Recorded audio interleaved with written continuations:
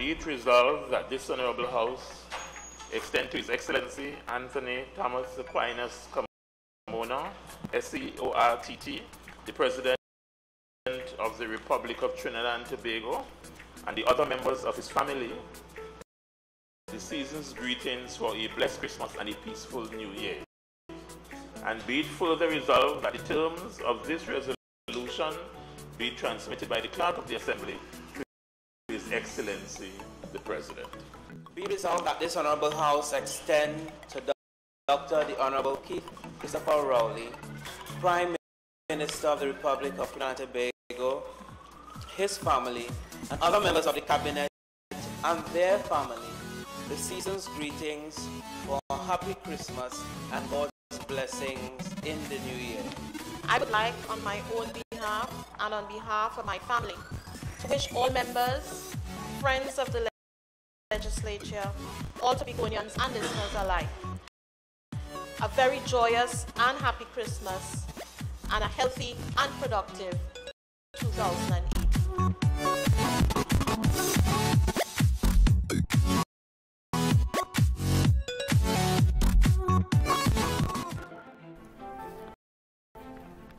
January 26 marks the first anniversary of the inauguration of the members of the 10th session of the Tobago House of Assembly, which is from 2017 to 2021. Over the past year, we've had 10 plenary sittings which have been hosted in this chamber in 9 of those months. 25th, 2018, where the motion to be moved by the Minority Leader requests the House to confirm its loss of confidence in the Chief Secretary of the Tobago House of Assembly. All members of the public are invited to join us in the public gallery via Tobago Channel 5 or on Facebook Live at the Assembly Legislature's page. We look forward to seeing you there.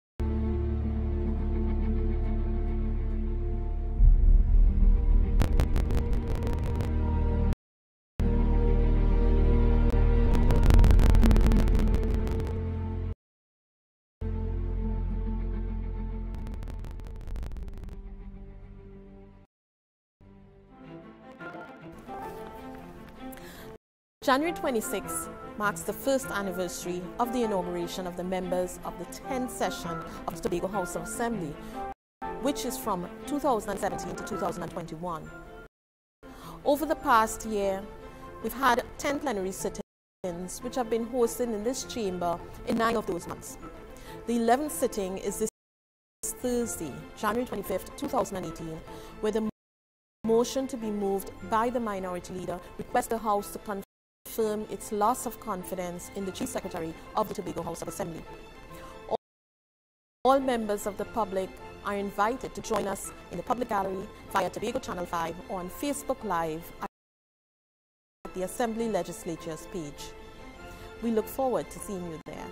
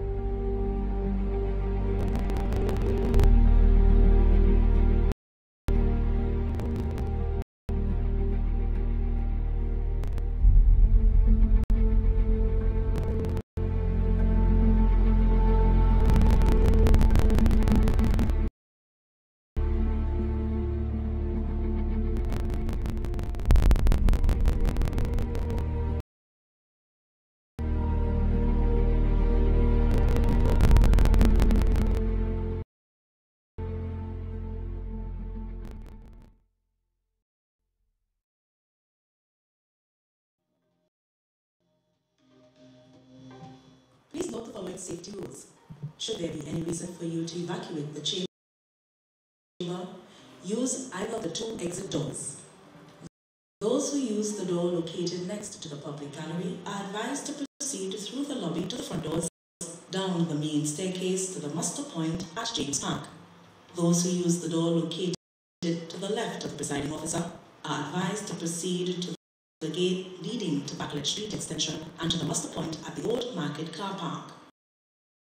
At the muster points, further instructions will be given by fire wardens or other authorized officials. Thank you for your attention. Let us now pray. Almighty God, as we have come together to begin our meeting of the Assembly, we humbly beseech you to grant to all our members the light and guidance of your Holy Spirit, that we may wisely take counsel together and come to such decisions as shall promote your glory, your glory and the well-being of all our citizens in this our land, so that peace and happiness, truth and justice may be enjoyed by all people. Grant this for the sake of Jesus Christ our Lord. Amen.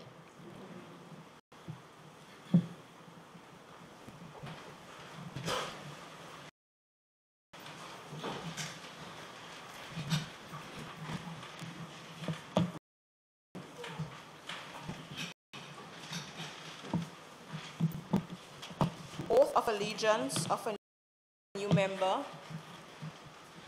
Announcements by presiding officer.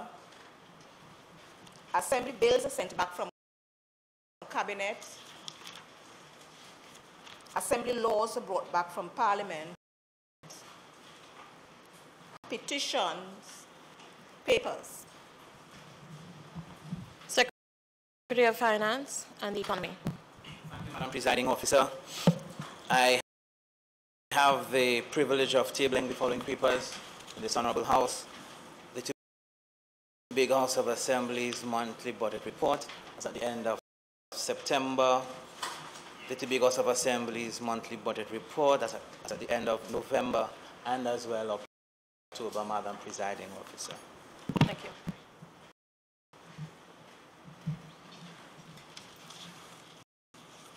Presentation of reports from Dispute Resolution Commission, select committees.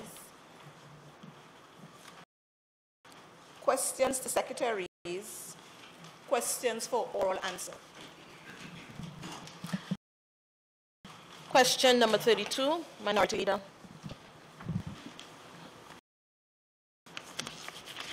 Thank you, Madam Presiding Officer.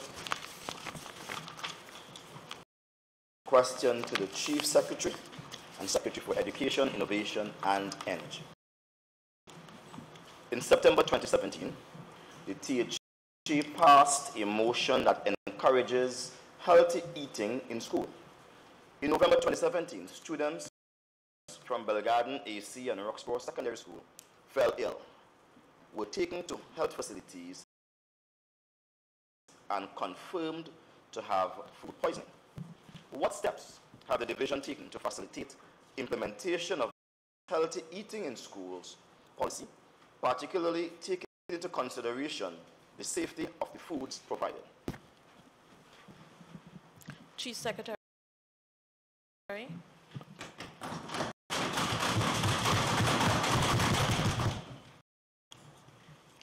Thank you, Madam Presiding Officer.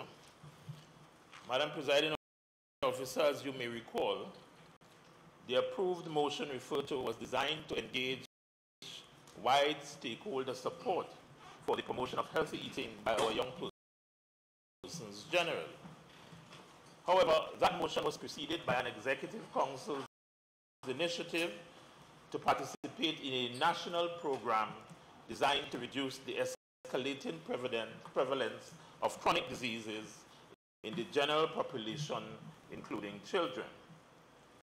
In this regard, the Executive Council in April 2017 approved the implementation of a proposal to promote healthy eating in 4 schools in Tobago as a pilot project.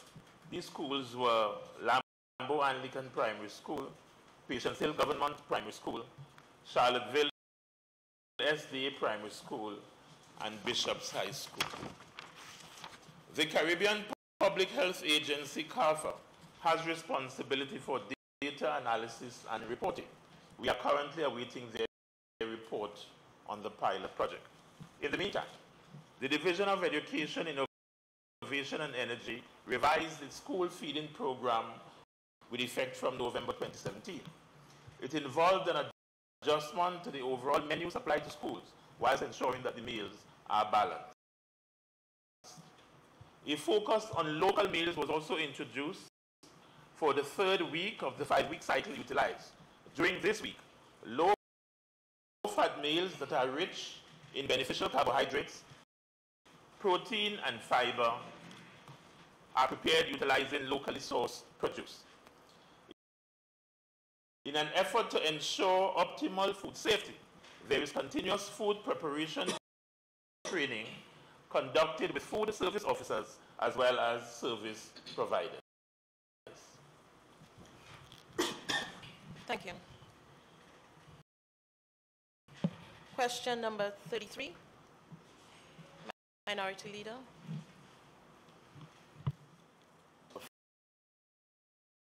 Affairs at the 18th Tobago Falcons Athletic Club awards to repair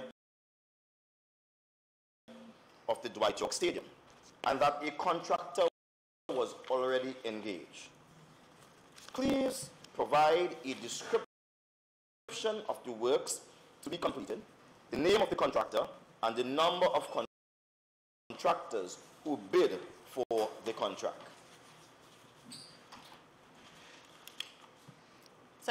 Secretary of Sport.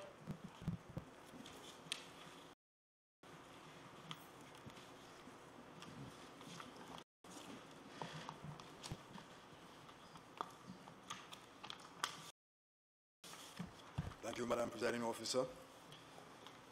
In response to the question posed by the Minority Leader, the answer is for his 3-part question. The repairs, the required works have been divided into 5 packages. Package 1, electrical works. Package 2, emergency standby systems. Package 3, roofing works. Package 4, plumbing works. Package 5, general cleanup. Contracts have not yet been awarded for the packages. The selection of contractors will be in accordance with UDCOT's procurement policies and procedures.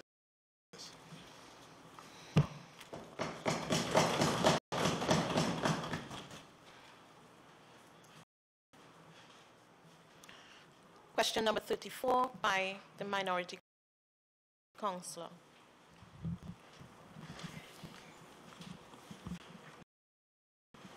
Question 34 to the Chief Secretary and Secretary of Education, Innovation and Energy. A December 1st, 2017 media release from the Office of the Chief Secretary indicated that a committee to monitor the efficiency of the new Caribbean Airlines changes was being set up. Please indicate whether such a committee has been set up. Outline the monitoring process that this committee will use to systematically record the complaints about CAL's new policy, including any telephone number, or social media tag, or email address, or any other monitoring mechanism. And please indicate what is the later date for the review of the effect of those changes that were spoken about in the media release. Chief Secretary. Thank you, Madam Presiding Officer. At a meeting on Thursday, November 30th, 2017, between representatives of the Tobago House of Assembly and Caribbean Airlines, it was agreed that a joint committee will be established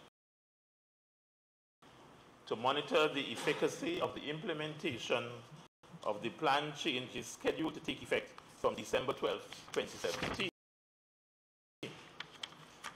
Caribbean Airlines has since agreed that within 2 weeks, they would be ready with the arrangements. In this connection, therefore, Madam Presiding Officer, once the joint committee is up and running, an appropriate statement shall be made in this Honorable House, and therefore we shall communicate all the relevant information through this House to the people of today.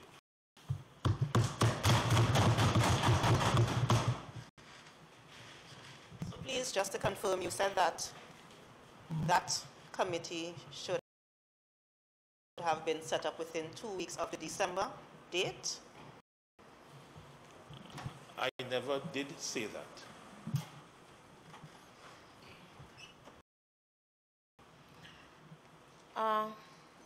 Question number 35, Minority Councillor. To the Secretary of Infrastructure, Quarries and the Environment and the Leader of Assembly Business, at the foot of the Shangi Hill at the Welcome to Studley Park sign, there is a construction that includes the excavation of the beach front or beach wall. Please provide information about what is being constructed, who is responsible for the construction, including whether it is a private or a public project, and what environmental clearance has been granted to that entity to allow them to proceed with such construction.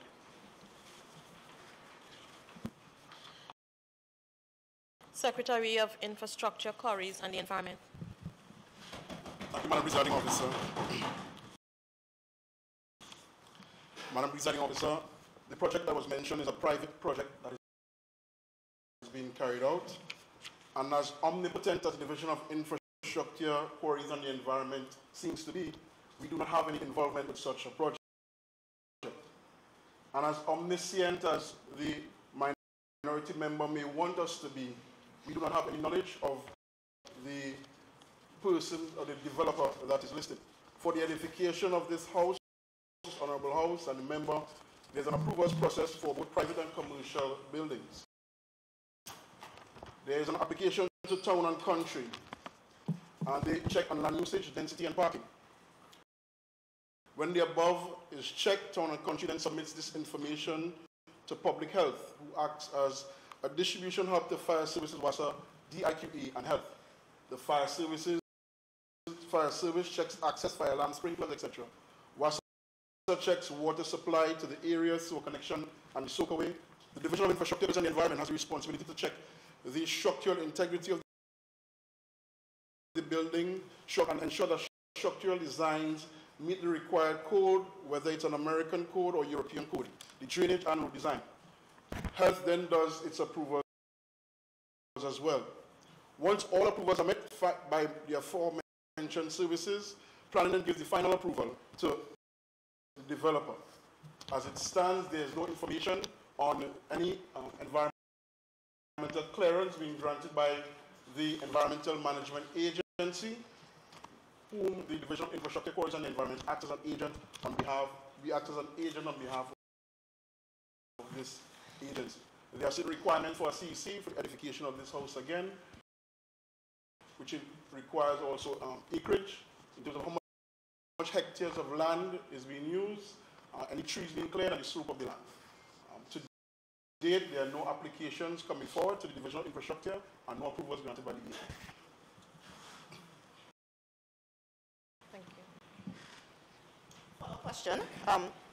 Given the obvious proximity of this construction and previously outlined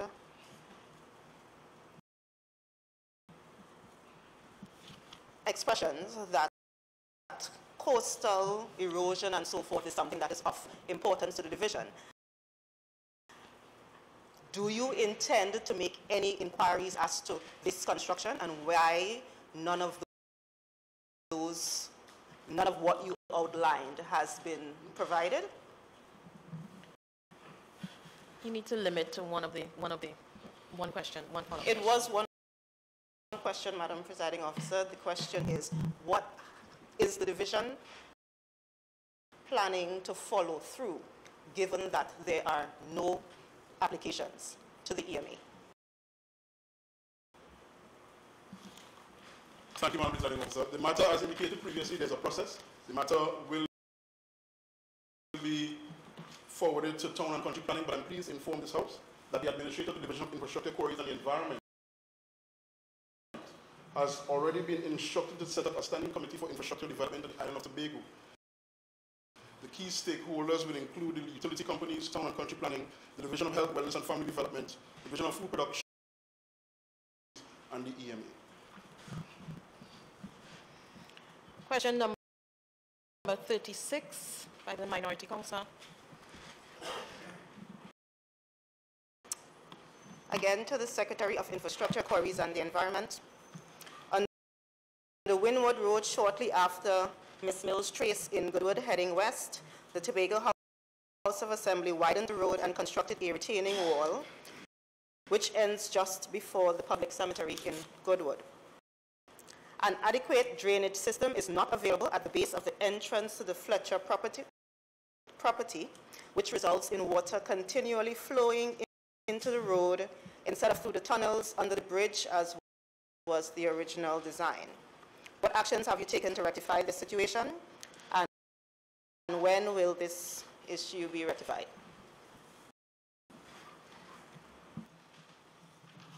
Secretary for Infrastructure, Quarries and the Environment. Thank you, Madam Presiding Officer. Madam Presiding Officer, the issue of adequate drainage is a considerable one facing the island of Tobago at present. The significant pace of development on the island, both public and private, fueled by an increase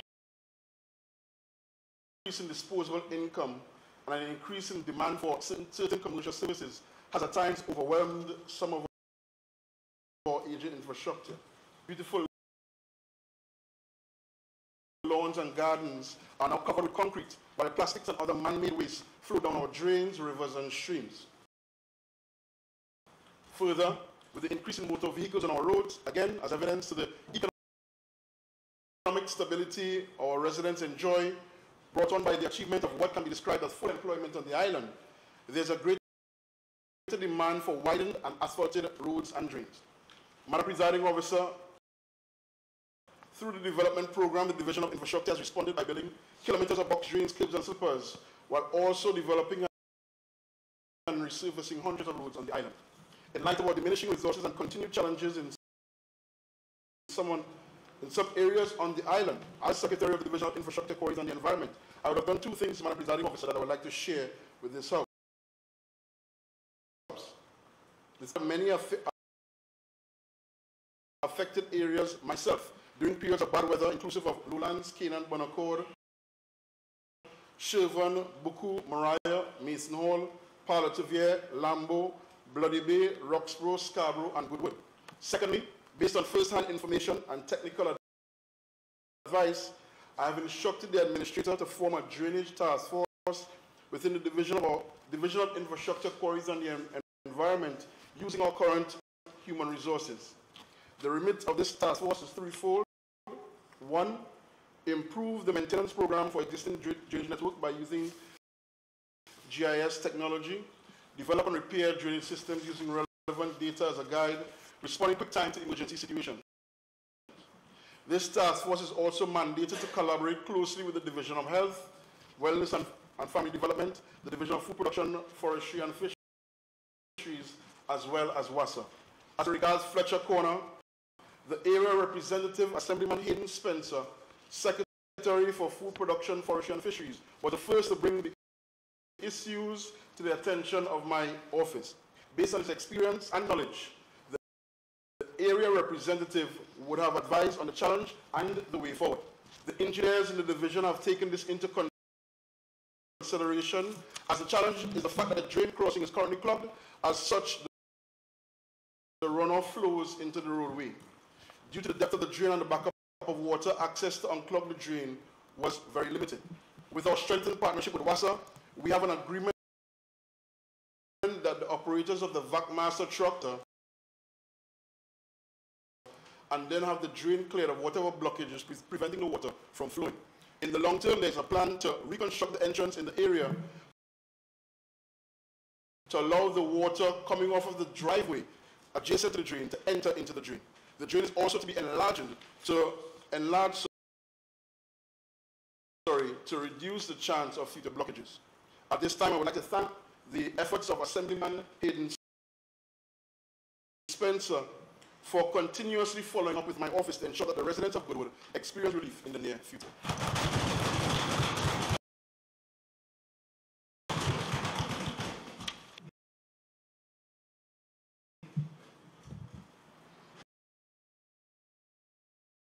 All of that sounds great. Experience relief in the near future.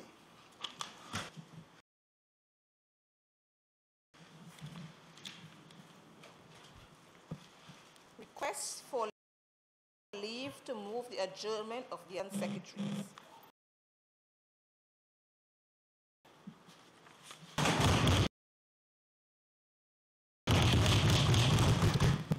Thank you, Madam Presiding Officer.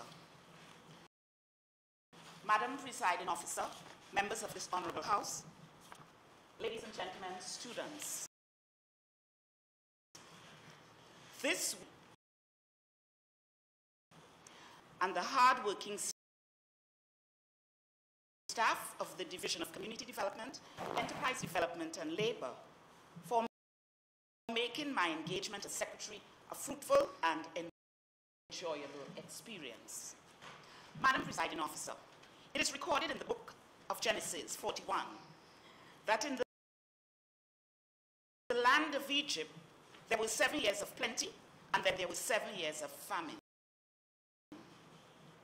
There was a man called Joseph who through his faithfulness and reliance on God was able to steer the country successfully through the lean years, and we on this side can affirm that we have such a time like this.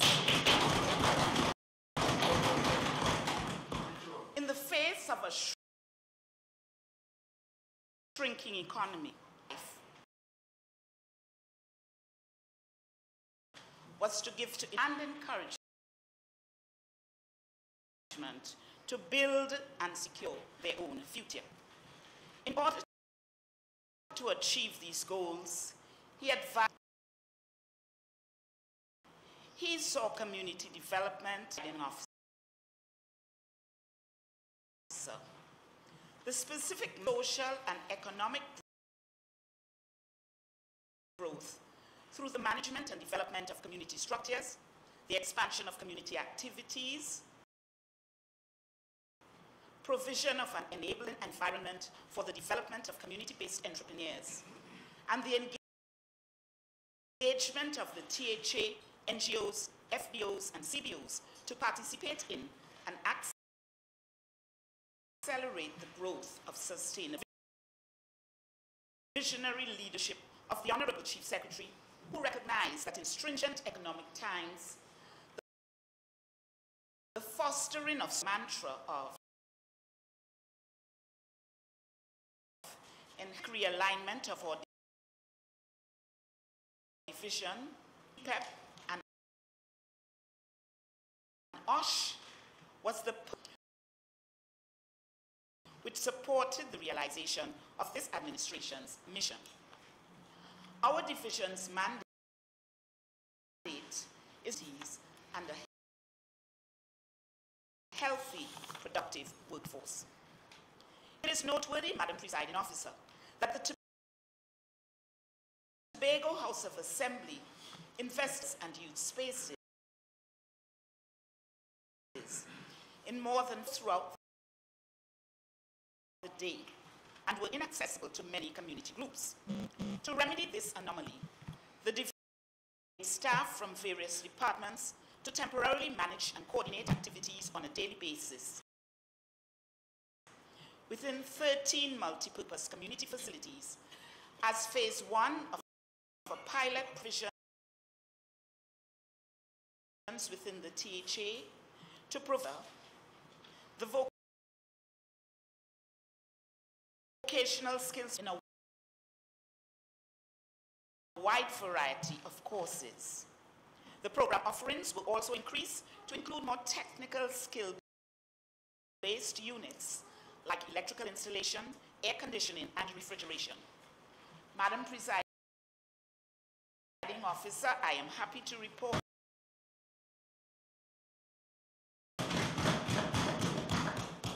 this event also culminated in a gala display of quality products and service items.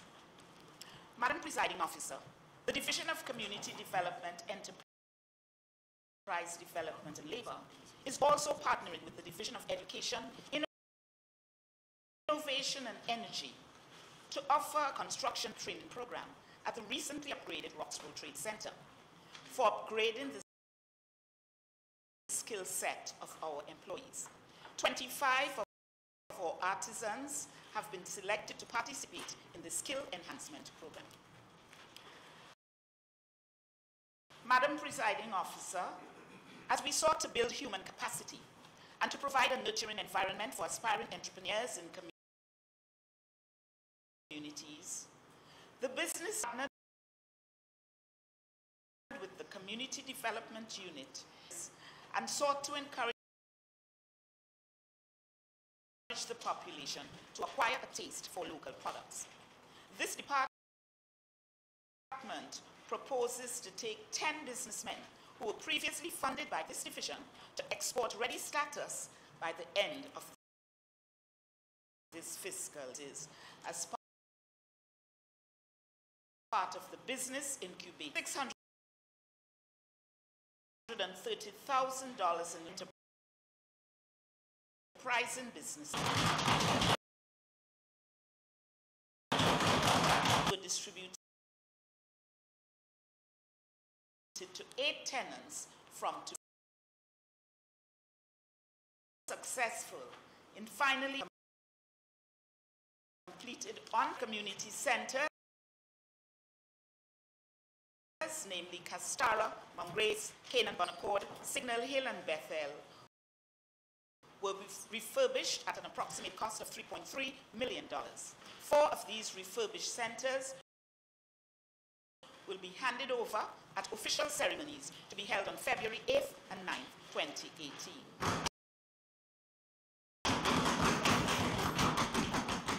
Madam Presiding Officer, the Department of Labor launched communities. The Occupational Health and Safety Department continues to collaborate with all divisions of the Tobago House of Assembly in the promotion of a positive occupational safety and health culture. The community model pilot project within one community in Tobago. The community-based environmental protection and enhancement program, or CPEP. That policy is currently under review to reach and a sustainable workforce. Madam Presiding Officer, we believe that the most important asset of any island is its human resource. Our division understands that we are entrusted with the responsibility of developing and empowering people. A consistent message of no job cuts in the Tobago House of Assembly still resonates with our Chief Secretary, Kelvin Charles, though we are faced with stringent economic challenges, because we understand that job security is even more critical in times like these.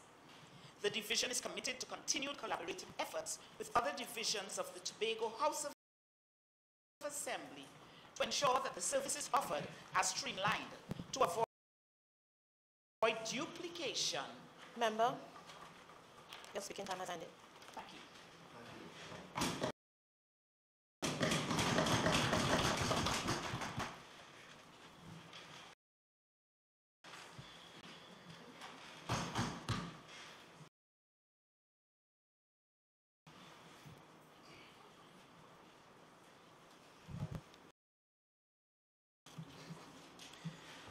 Madam Presiding Officer, with permission, I would like to make a statement. This year marks 5 years of service to Tobago as an assemblyman and as area representative for Providence, Mason Hall, Moriah constituency. Tobago becomes more beautiful. As the infrastructure ascends and the people make determined strides in global leadership, education, sport, and technology, among other spheres. What is particularly interesting about this phase in our development is the undertaking of business as unusual. Forged by our leader, the Honorable Kelvin Charles, which calls for the whole of Tobago's essence is that at the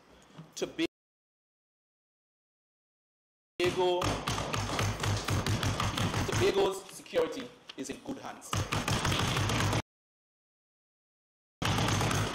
Madam Presiding Officer, the era in which we live demands more uncommon leadership. In times like these, where diverse appears to be the prevailing circumstances, the people of Tobago need resilient leadership, where despite setback, it recovers and moves forward, maintains its composure, and resists being emotionally derailed by turbulence. This disposition, as opposed to inspire fear, compliances, and unrest in this administration, and most certainly under this Chief Secretary, Tobago has leadership that can focus on the bigger picture, lay hold of opportunities, and inspire creativity out of what seems less than advantageous. Madam Presiding Officer, leading with an uncommon spirit is fundamentally grounded in charge, in adopting and forming to meet the growing realize of the society needs and the ever-changing world. If we are to strive and become undeniable rebellion under this administration, Tobago proposes to become alive, responsive in ways that it has never known. Therefore, at the functional level, the Chief Secretary has stressed the critical importance of policy development and the engineering of systems to undertake the latent capacity and strength within our islands and its people. It is of this reason that the Chief Secretary, enamored by progressive vision, took the uncommon decision to reposition and rebrand Assembly's institution for greater functionality and for efficient and sustainable leveraging of the resources of the island, generating greater value on public investment. In his wisdom, the Chief Secretary played the environment and infrastructure in an effort to place together emphasis on harmonizing infrastructural development with environmental protection. Now, engineers, project officers, and environmental workers now work in concert to ensure that projects adhere to environmental laws and are instituted in a manner that consists the sustainable use of Tobago's resources, embrace greener solutions, and give consideration to the sanctity of our historical space and heritage. That Tobago's environment is one of its greatest assets. Action cannot be laissez-faire, but rather calculated. Hence, greater emphasis being placed on environmental protection, for therefore not a contingent plan, but rather the outcome of direct and proactive policies of the Chief Secretary and the administration. The result of such synergy can be found in the coastal management agenda the division is pursuing. This trust relies on the engagement of stakeholders to discover the best possible sustainable engineering solution for the island's coastal erosion challenge.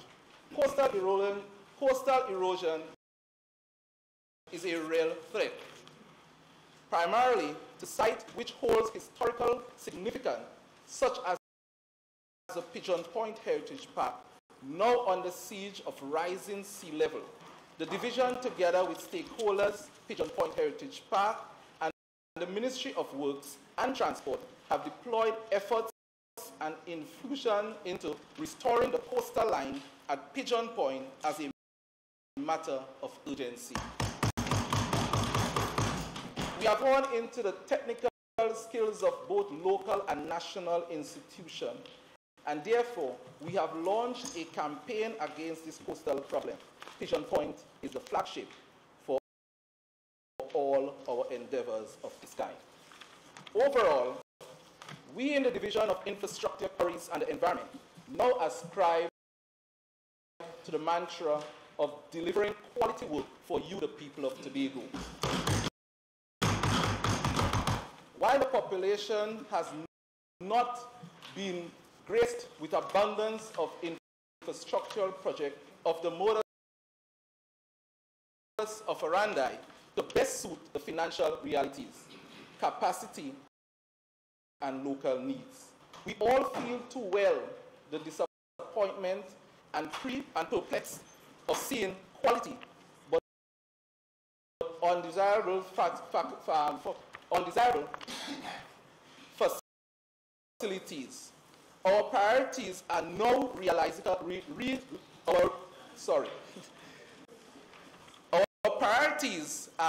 realistically aligned. This means better planning, guided by economists and evidence, and coordinating the strategy planners with utility companies, stakeholders, bodies, and NGOs. Moreover, great emphasis is placed to ensure that contractors and partners deliver projects with quality and time listening. It is the very least we can do. Thus, we await the delivery of the Lambo River Bridge, the Roxborough Administrative Complex. It is no surprise, therefore, that the division are mandated to develop well thought out strategies, plan, and institute systems that monitor growth and delivery. All of this in the pursuit of quality work for you, Tobago. For you, Tobago deserve quality infrastructure in service and opportunities. Madam Presiding Officer, I make mention of the institutional changes of this leadership. I make mention of the institutional changes as leaders. We are accountable to the people of Tobago to deliver better than which was formed. This accountability and responsibility extend to public servants. It is no secret that our Chief Secretary, like no other, makes his presence felt throughout the Assembly, and it is perhaps the first time that employees are aware of its leaders demanding for productivity and performance.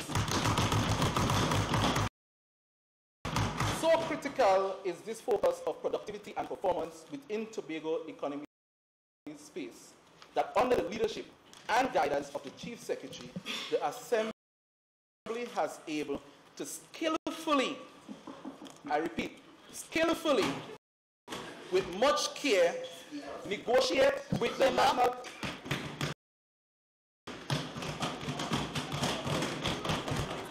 Your speaking time is up. And I want to take this opportunity to remind the upcoming speakers that under Standing Order 29, Section 2, the time limit for statements by secretaries shall not exceed 10 minutes.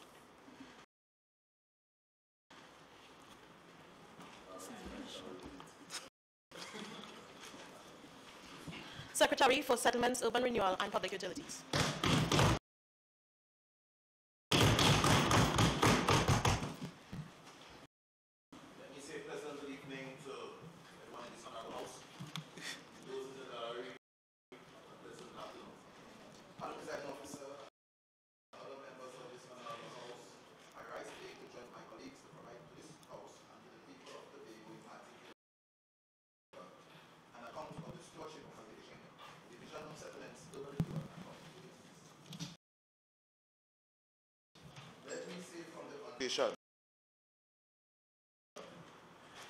This allowed my staff and I to hit the ground running and seamlessly continued provision of much needed amenities and services to the people of Tobago.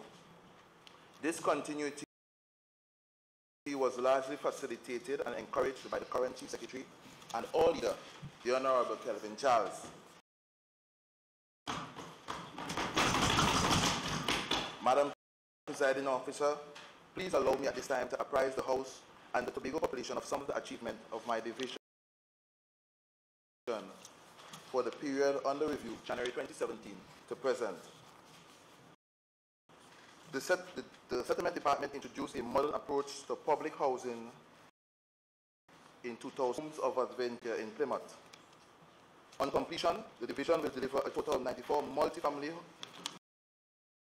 townhouse units distributed in fiscal 2016-2017. A total of 16 three-bedroom, 1.5 bath has been allocated and will be distributed in fiscal 2017-2018. A total of 16 two-bedroom, 1.5 bath were under construction at the end of fiscal 2016-2017. These units have been allocated and will be distributed in 2018. The Department of Settlement delivered several social programs aimed at improving the quality of housing stock on the island.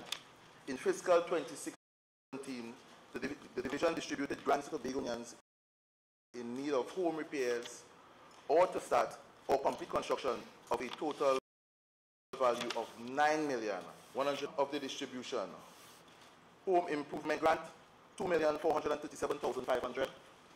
Home construction subsidy, $2,981,784. Home improvement subsidy, $400,000. Home completion program, $715,000. Beneficiary owned lands, $2,613,000. A total of $9,147,284.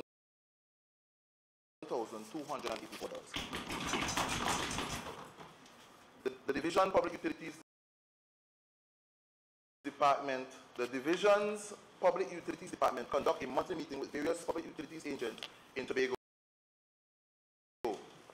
These meetings were established in 2017 and have been successful in fostering spirit on upcoming projects or programs or activities and addresses matters of concern. 2017, PTSC acquired 2 additional vehicles to provide relief to the lands from a route. Acquisition of 15 new buses for Tobago. In fiscal 2016-2017, PTSC met all necessary steps to acquire 15 additional buses for Tobago in 2018. The estimated cost for this acquisition by PTSC is $15 million.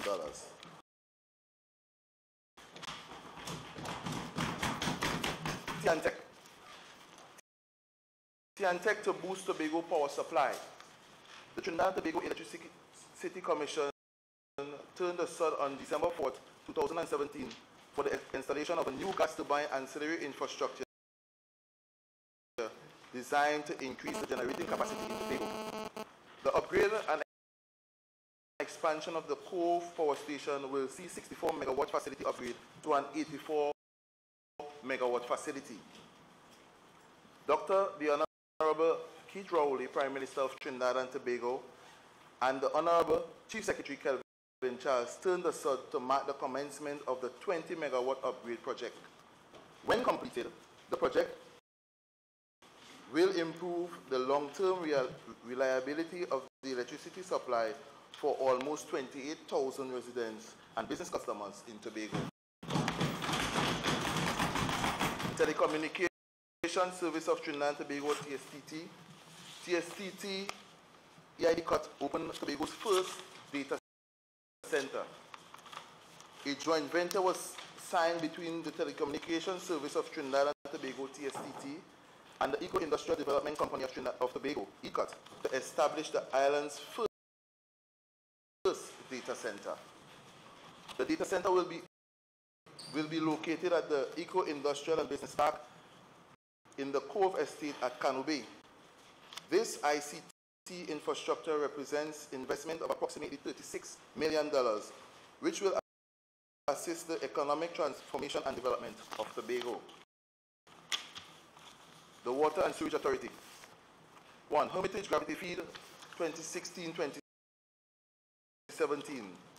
In fiscal 2016-2017, the authority also laid a pipe network in the Hermitage Gravity Feed and installed 5 2,000-gallon communal water tanks, a pump station, and a base station in this area. 2. Wells Development Program 2016-2017. The Cutler Hall, Marys Hill, and Triangle Wood wells were put into operation to supplement the shortfall in available water supply in terms of Conservation Plan 2016. Customers served by Corlon Water Treatment Plant and Hillsborough benefited from this project, which cost $2,460,000. Pipeline Project 2016, fiscal 2016-2017. In 2016-2017, the Water and Sewage Authority began several pipeline projects to a cost of $1.9 million. The expected inconveniences experienced by motorists, pedestrians, businesses, and residents because of the unusual amount of traffic congestion and nuisance associated with the roadworks. However, the pipeline project, which was conducted in 20 areas in Tobago, will significantly improve the reliability of the water supply across the island. These achievements, coupled with those of all my colleagues, are irrefutable evidence of quality governance. The electorate, in their wisdom, to their credit, gave a resounding mandate to us on this side of Chief Secretary Charles quickly realized governance must be pro-people and proactive. Good governance is therefore putting people at the center of the development process. The past years of the administration has been one which was attended sobriety and wisdom, balance and sensible thinking at a time of severe financial strictures. At a time when there is a firm acknowledgement that transparency reduces corruption, we understand the people in the decision-making process, for example, the Chamber of Commerce. Transparency is the right to information, while openness is the right to participation. These are principles to which all corruption or no to business as usual in this period of economic contraction is not a leader. Honorable Kelvin Charles is a leader, and we all stand resolute behind him.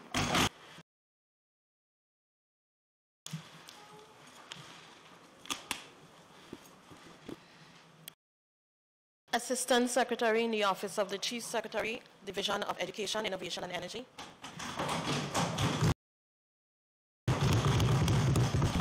Thank you, Madam Presiding Officer, and I stand to make my statement.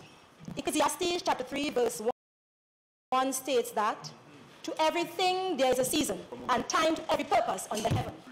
We exist in a time when we have to do more with less, a time when we truly are called upon to exercise the true meaning of cut and contrive. As an administration and as citizens, we are called to dig deep. This time and season calls the citizens to strengthen their relationships with each other, to love your neighbor as you love yourself. As the government on this island, we are charged with the responsibilities of ensuring that there are continued economic and business development, infrastructural and physical development, human capital development, social and cultural development, formation of strategies, and the creation of the platforms and opportunities for winning future. We have to present to the people the right governance model and leadership that will take us into the future, while simultaneously we must at all times seek to maintain employment levels and provide necessary goods and quality services to our citizens. This is a mammoth task, and the man for this job in this season is the Honorable Kelvin Charles. The Division of Education, Innovation and Energy, under the leadership of the Honorable Kelvin Charles, has experienced movement in a positive direction, and we have begun to deliver to the people of Tobago some of the policy measures as outlined in our manifesto. As a young assemblyman, under his guidance, one can only grow, mature, and blossom into the better version of oneself. In my capacity as an assemblyman and assistant secretary, I am pleased to report and speak again of some of our achievements to date. We have had upgrade to 4 primary schools on the island, successful and timely execution of the July-August school repair program. The contractors received payments on time for works completed on this school for this period. 9 primary schools now benefit from the use of CCTV cameras. There is the establishment of school development plans for primary and secondary schools on this island. All schools have internet. There is upgrade to the libraries of 4 of our primary schools, and the books in our secondary school libraries have been upgraded. There is strengthening of teacher-student support programs through training of teachers and principals. There is introduction of instructional coaches in the primary school with a focus on literacy and numeracy. 5 new curriculum officers were added to strengthen this unit. The Teacher Development Center at Marden House is well on its way. This successful execution of the Pan and Music Camps 2017. Our library continues to have programs such as computer literacy, Scrabble, book club, storytelling, and many more. 2 primary schools received new steel pan instruments. Signal Hill Government and North Regional SEA. The Roxborough Trade Center got a much-needed upgrade as it is home to the Construction Certificate Program. This 9-month program caters for tradesmen between the ages of 17 to 60 who require certification in skilled areas such as masonry, carpentry, and plumbing. Tomorrow, Friday, the pilot of a Chromebook initiative will be launched in 2 primary schools on the island. This pilot project will give students great access to technology, and they begin to develop an appreciation of their. There was psychosocial assessment of the students who scored under 30% in the C exam of 2017. There was the rollout of the C Vacation Enrichment Program and the Leading for Literacy Program. The Jolly Phonics Literacy Program was introduced in 10 schools on this island. And of course, the Sports and Education Unit was able to execute its program for 2017, producing winners in areas of football and track and field. This is only a snippet of the achievements under the stewardship of the Chief Secretary and Secretary of the Division of Education, Innovation and Energy. The Honorable Kelvin Charles is the man, the Chief Secretary and Secretary of Education, the political leader of the People's National Movement Tobago Islands Council, the man at the helm with a vision. He is an upright citizen for this season, a manager for this season, a diplomat and a statesman for this season. As a political party and organization, the People's National Movement is celebrating 62 years as a party and organization. 62 years of good governance, continually giving the nation leaders with ethics, integrity, fortitude, and substance. The political leader and Chief Secretary leads this administration and Tobago with skill, tact, vision, foresight, and without fear. There is a song, don't take my kindness for weakness. Don't for 1 second take his unassuming quietness for weakness. Still waters run deep. A still tongue keeps a wise head. And he will play there just to catch a perverse, devilish, and pesky cobra. Madam Presiding Officer, this is the time and the last time to send this message that in this season and in this season, under this heaven, the people have spoken. The PNM is the administration, and the political leader and Chief Secretary is the time.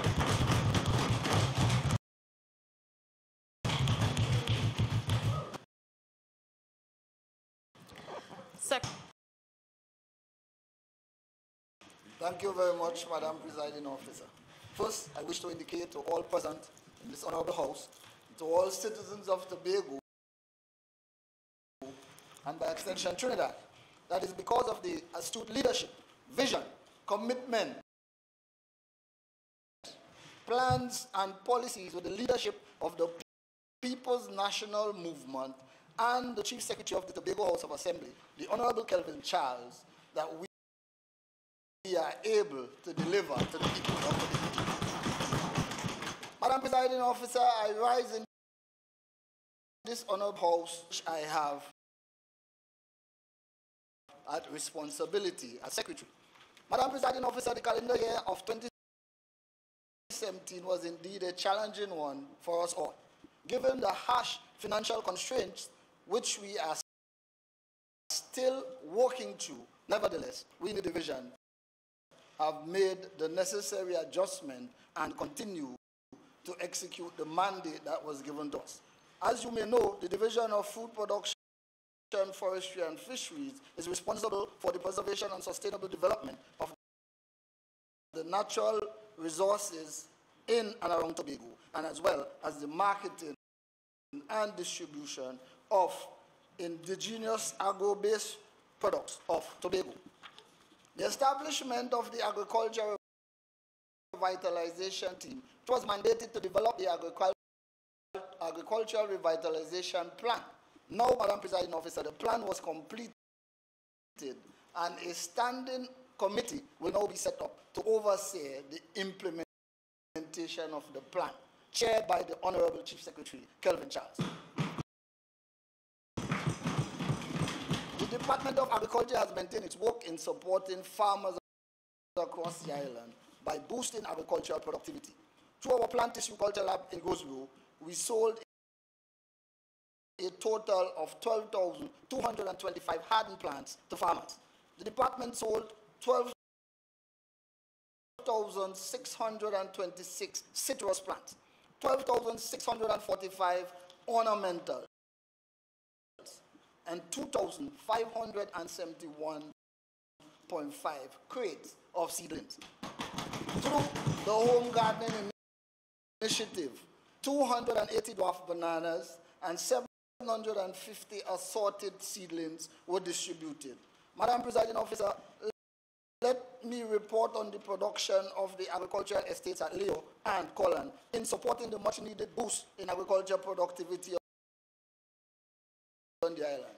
We have distributed 14,000 cassava sticks, 3,786 pineapple crumbs and suckers, 3,200 potato slip, 130 banana suckers, and 93 dwarf bananas, all to local farmers. In the area of livestock production at Hope Farm, we produce 10 calves, 200 piglets, 200 kids, and 10 kids. Madam Presiding Officer, I'm pleased to say that over the reporting period, the division has sold 35 weaner lambs, 200 weaner pigs, and 33,010 dozen eggs. We continue to encourage the population of Tobago to grow our own with the slogan, grow what you eat and eat what you grow. The Home Garden Initiative to date has seen 468 persons registered. Madam Presiding Officer, the Tractor Pool Department has provided land preparation services to 199 farmers across the island. Our extension services remain critical to agricultural production on the island, and so our officers have been evenly spread across the 8 agricultural districts, consulting with and lending support to our farmers. For the reporting period, Madam Presiding Officer, 2,871 farm visits were made to 2,452 crop and livestock farmers. The agriculture unit conducted 184 site visits to 40 beekeepers and carried out 4 school lectures. In the area of animal health, the procurement and distribution of $50,000 worth of imported veterinary surgical instrument to animal health officers. This is notable because for the first time, each veterinary officer and animal health assistant has his or her own large animal surgery kit. We are also able to produce 110,000 worth of laboratory equipment, which is imported for the support services to livestock farmers. To secure a sustainable agriculture sector in Tobago, youth involvement is pivotal. And so, the Kendall Farm School, in just about rounding up the 11th cycle of the Youth Apprenticeship Program in Agriculture, where 60 young persons in Tobago are enrolled and will soon graduate.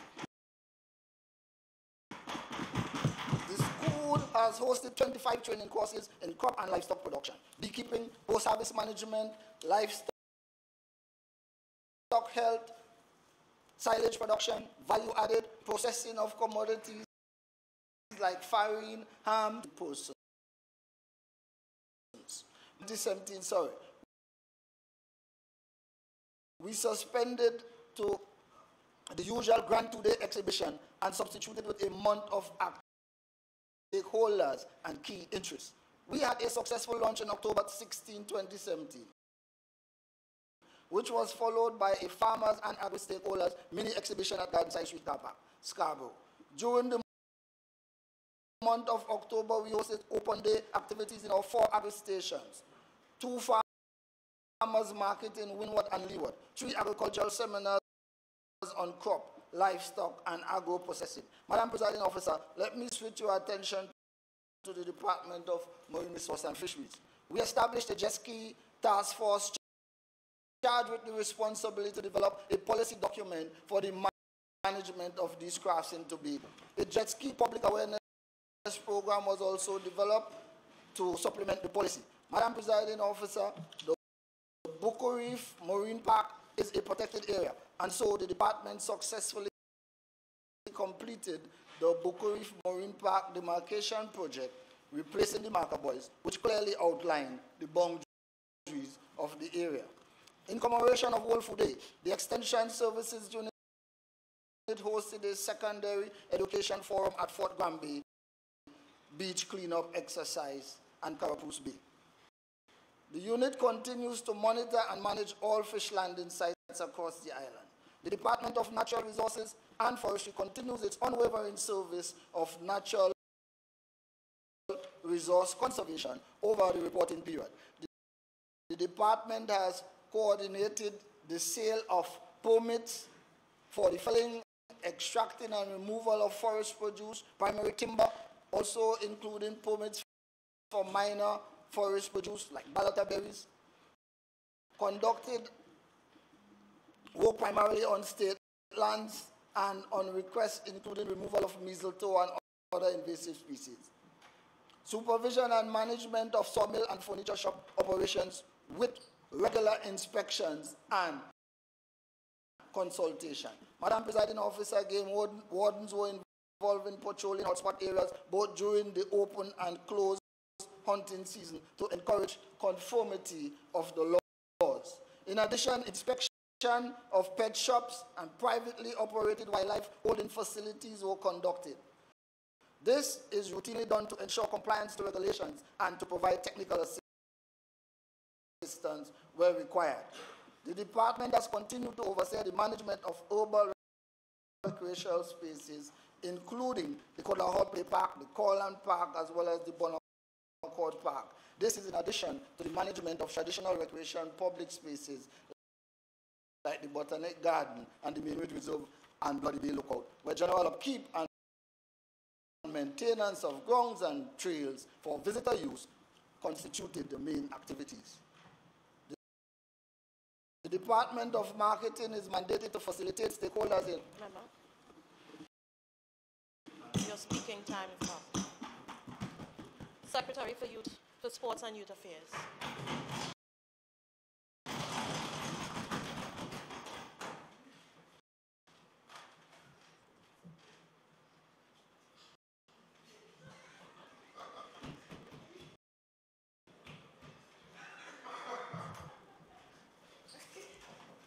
Just about a year ago, I assumed the position of Secretary of Division of Sport and Youth Affairs. In my previous capacity as the Assistant Secretary, I had the responsibility for Youth Affairs and Sport in the Division of Education, Youth Affairs and Sport. We had some notable successes at that division. However, being lumped with education, which essentially was the big brother to the two smaller departments, we often felt overshadowed. This was at no fault of the past administration, but mainly due to the size of education. When you truly examine it, the island has 44 primary schools and 9 secondary schools. But in his infinite wisdom, the leadership of the Chief Secretary found it necessary to separate sport and youth affairs and set us on our own path to do more, to focus more, and to succeed more.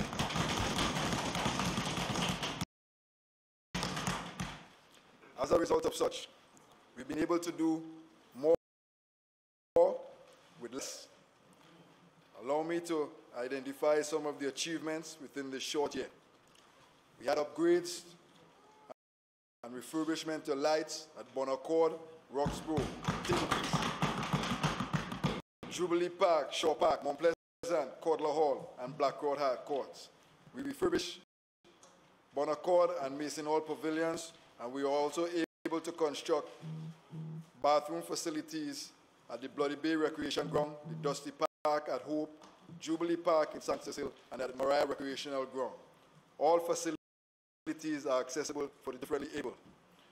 We also were able to open the Signal Hill Youth Center and the reopening of the Bethel Youth Development Center. In the field of programming, we were able to offer workshops to our PE teachers, sport coaches, and other stakeholders to ensure that all are involved with the physical literacy on the island. We also were able to launch the first ever THA District Games, an initiative to increase the youth participation in sport during the slow holiday period of July-August. Over 500 youngsters, coaches, and team managers represented the various districts in cricket, football, and netball. The competition created an environment of continued physical literacy development and brought communities together. We were also able to have the first disability workshop and camp, which created opportunities for greater inclusion by all. Participants learned concepts in Paralympic sports, structural differences in para-athletes, and how to create and effectively manage an inclusive coaching session. We were also able to have a school-based roundtable discussion for youth. This was held during the lunch period at schools under the theme, Protecting Our Girls, which I know would be an issue brought up soon. Where students interacted with police officers from the Child Protection Unit and guidance counselors from education. Madam Presiding Officer, ladies and gentlemen, from the start of my term, my support and confidence in the Chief Secretary has never wavered nor faltered. This THA administration has achieved great feats in a short space of time with less money under his leadership. Thank you very much.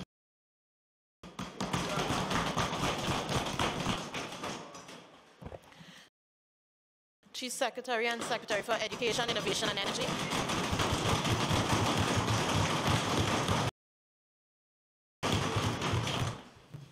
Madam Presiding Officer, I rise at this time only to place on record an account, a concise account, of a meeting held on Monday, the 22nd January 2018, beginning at 10 a.m. at the Magdalena Grand Golf and Beach Resort among the Office of the Prime Minister, the Tobago House of Assembly, the Chamber of Industry and Commerce Tobago Division, and members of the Tobago business community generally. The meeting was requested by the Chamber of Industry and Commerce Tobago Division, as the division sought to obtain a clear understanding of the government's position and plan for Tobago and its economy. The Prime Minister was accompanied by a few ministers of his cabinet, including the Minister of Finance, the Minister of Planning, the Minister of Works and Transport, the Minister of Agriculture, and ministers and members of Parliament for Tobago East and West, respectively, the Honorable Ayana Webster Roy and the Minister of Tourism, the Honorable Shamfa Kojo. The Executive Council of the Tobago House of Assembly was represented by the Chief Secretary and Secretary of Education, Innovation and Energy, the Secretary of Finance and the Economy, Assemblyman Joel Jack, the Secretary of Infrastructure, Quarries and the Environment, Councillor Kwesi Devines, and the Secretary of Tourism, Culture and Transportation, Councillor Nadine Stewart Phillips. The Chief Administrator, Ray Sandy, was also present. The meeting focused heavily on problem solving, as opposed to complaining and blaming, and therefore allowed for the engagement of constructive discussion and criticism, which facilitated the exploration of ideas for resolution or implementation of temporary control measures in some situations. Among the issues raised and discussed were: 1.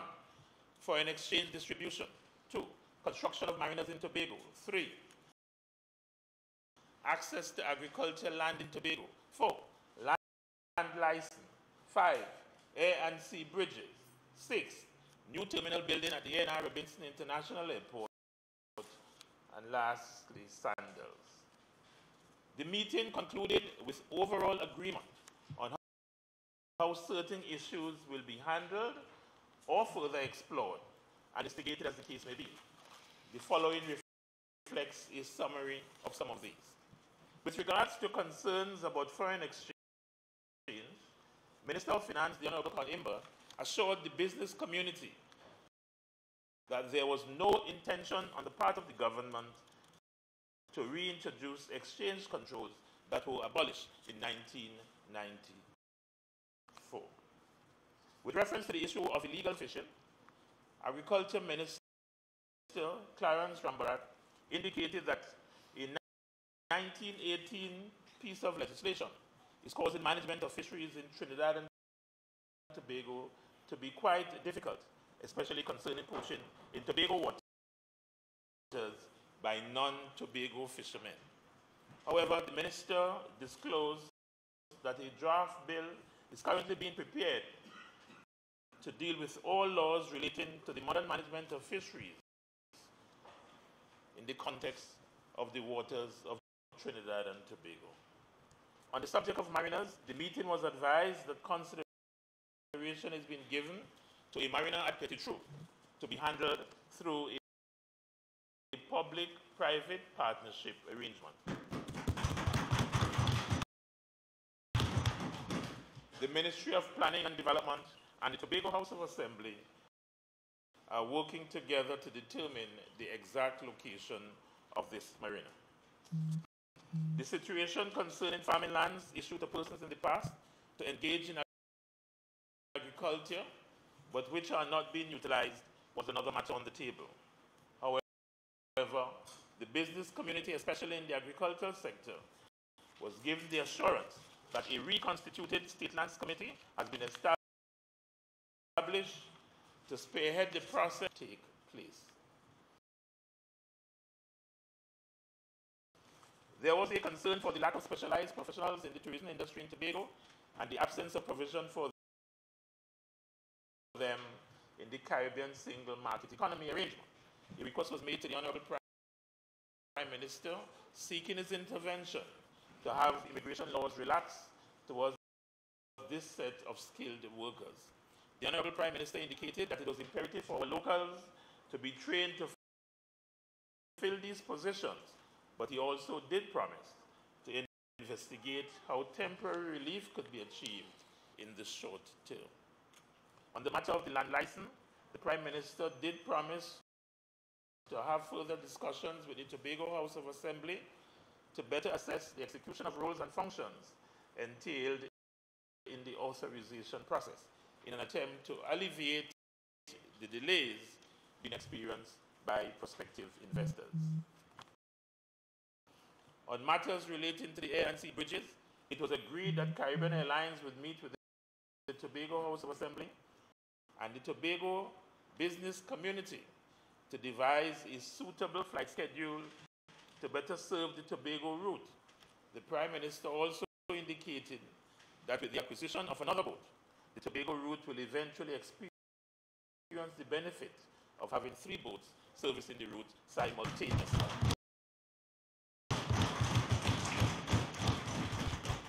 There was confirmation that the new terminal building at the N.R. Robinson International Airport will commence once approvals have been received, after which the project is expected to be completed in approximately 24 months. This project will also include the construction of the taxiway, ramp and access road, etc. Assurance was also given that works on the Tobago runway will resume soon, in as much as the contract was awarded and the quarry issues were now resolved. So that material will now be made available for the project. The Sandals project received a resounding yes from the Tobago business community. The Prime Minister confirmed that he will pursue the investment once the Tobago community wants it. It was clarified that Sandals will be located on the Boko estate and not on no man's land.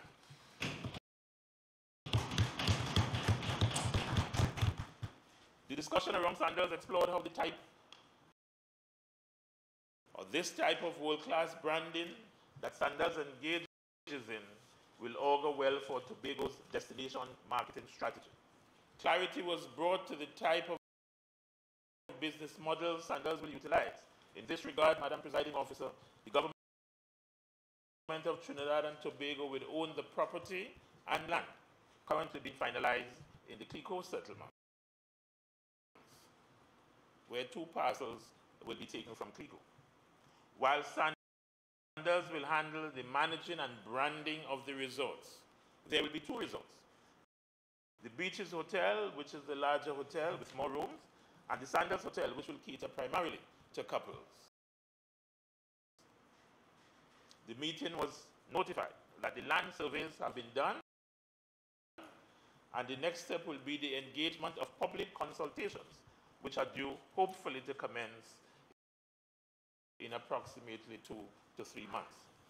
Madam Presiding Officer, I thank you for this opportunity to bring to this Honorable House an update of the meeting held among the Prime Minister, the Tobago House of Assembly, the Tobago Chamber of Industry and Commerce, and businessmen from the Tobago Society General.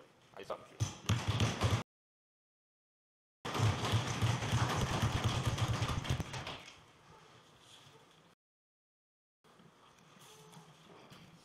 personal explanations,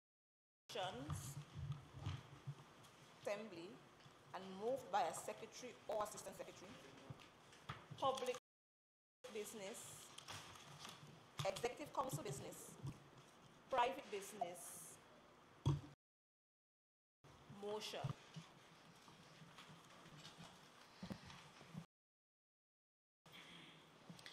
Minority Leader.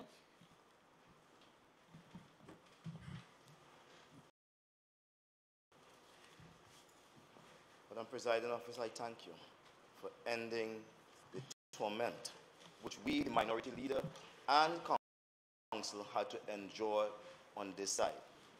It was very tormenting, I must say. Praise and worship as never before.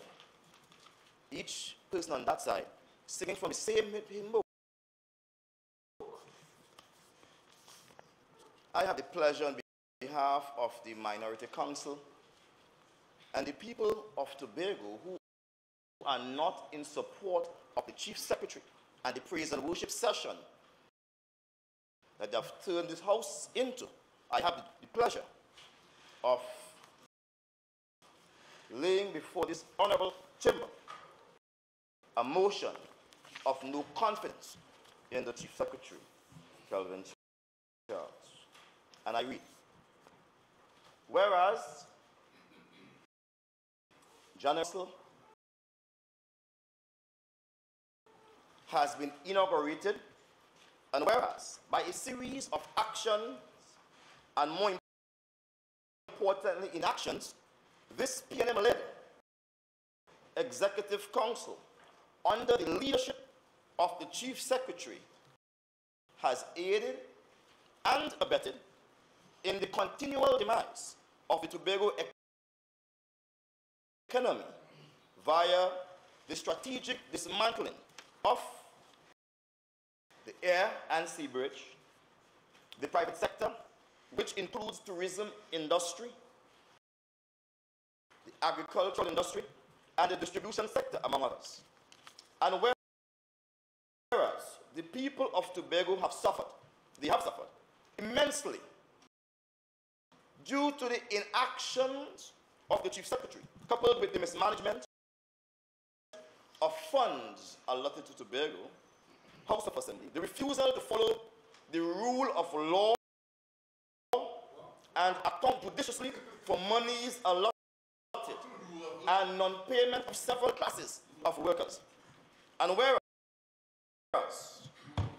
the office of the Chief Secretary has refused to equip the Minority Council with an office and staff and the much needed resources to ensure that democracy remains at the helm of our governance structure in a continuous attempt to return the THA to a system of no opposition, thereby being able to effectively debate and clinically respond to matters of Tobago interest, be it resolved, Madam Presiding Officer, be it resolved today that this House confirm its loss of confidence in the Chief Secretary of the Tobago House of Assembly.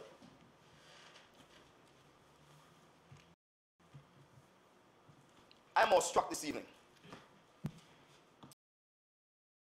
I'm awestruck to wonder for a moment whether we all are in the same country,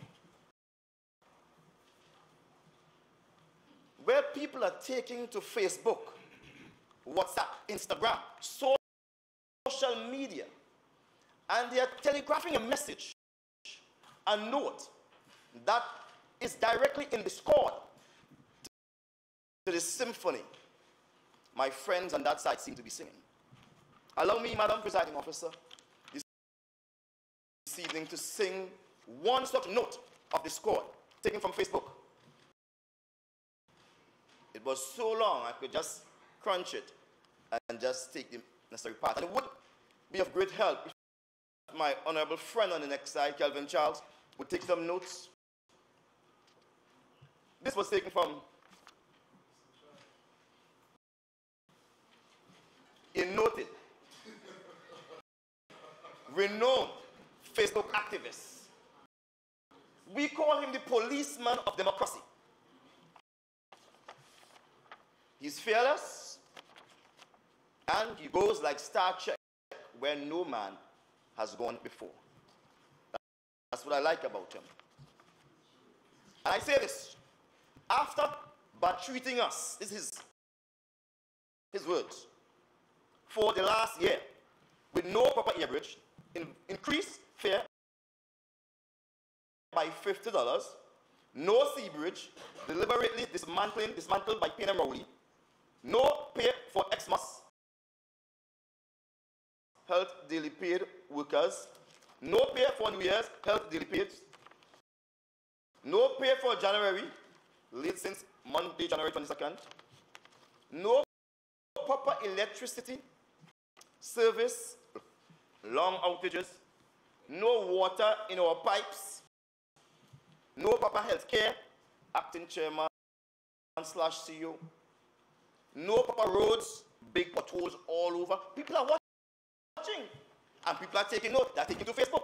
This note is in the squad to the mesmerizing symphony you all are singing inside. It's somewhat bothersome to me. Perhaps, like Shabba Rank say, mine is in another side of town. Perhaps you are in a place where it's gated and where big dogs go bow bow. A place where credit never runs out. It's a land of milk and honey, known only to a elect few of the PNM. Perhaps you are in that place mentally. But for the rest of us, we are trapped in our bodies. And our bodies happen to be in a place called Tobago. A place where everything seems to be going down, Madam Presiding Officer. And abide with me, dear Jesus. And abide with me, people, as we go through this. Painful as it is, I must make this journey through these painful parts beyond these walls. No tourists, lowest international arrivals. I personally pull aside and look at the big boat, the big cruise ship as it pulled in, and I saw tourists moving around, very despondent. I happened to stop one of them. I say, "Sir, excuse me. You seem to be having a rough day. What can I do to make you smile? I'm a citizen. I'm a resident." He said, "You need to fix Scarborough." He said that to me. He said, "You need to fix Scarborough." I have it on record. He said that to me. I confess that today. And I plead protection, Madam Presiding Officer, against the hooliganism that is emanating from these hallowed walls. No gratuity payment for contracts. People are complaining outside these walls. No defense for Bego interests. Only Just saying, no confidence. F. Kelvin Charles, that's what they say here. I don't know what that stands for. We want back all our missing money too. 30 million from DIPU, from ghost rentals of toilets, scaffolding. 10 million from tourism in UK bank accounts. People are talking. People are talking outside these walls. But as I stand in these walls, I stand here with a certain level of commitment and conviction. I stand here knowing that I'm standing in a place that was once a place of decision. In the 1700s, the late 1800s, Tobago House of Assembly, though it was erected in Shore Park and later came here, it was a place of decision. A place where men and women decide on the future of the inhabitants of Tobago. But in the late 1800s, along with the marrying, giving Tobago to a ward, it was dissolved. From that moment, 1889, to present, we have never gotten back our first estate. That place where every Tobagoan feel as if they belong. We had a lot of our leaders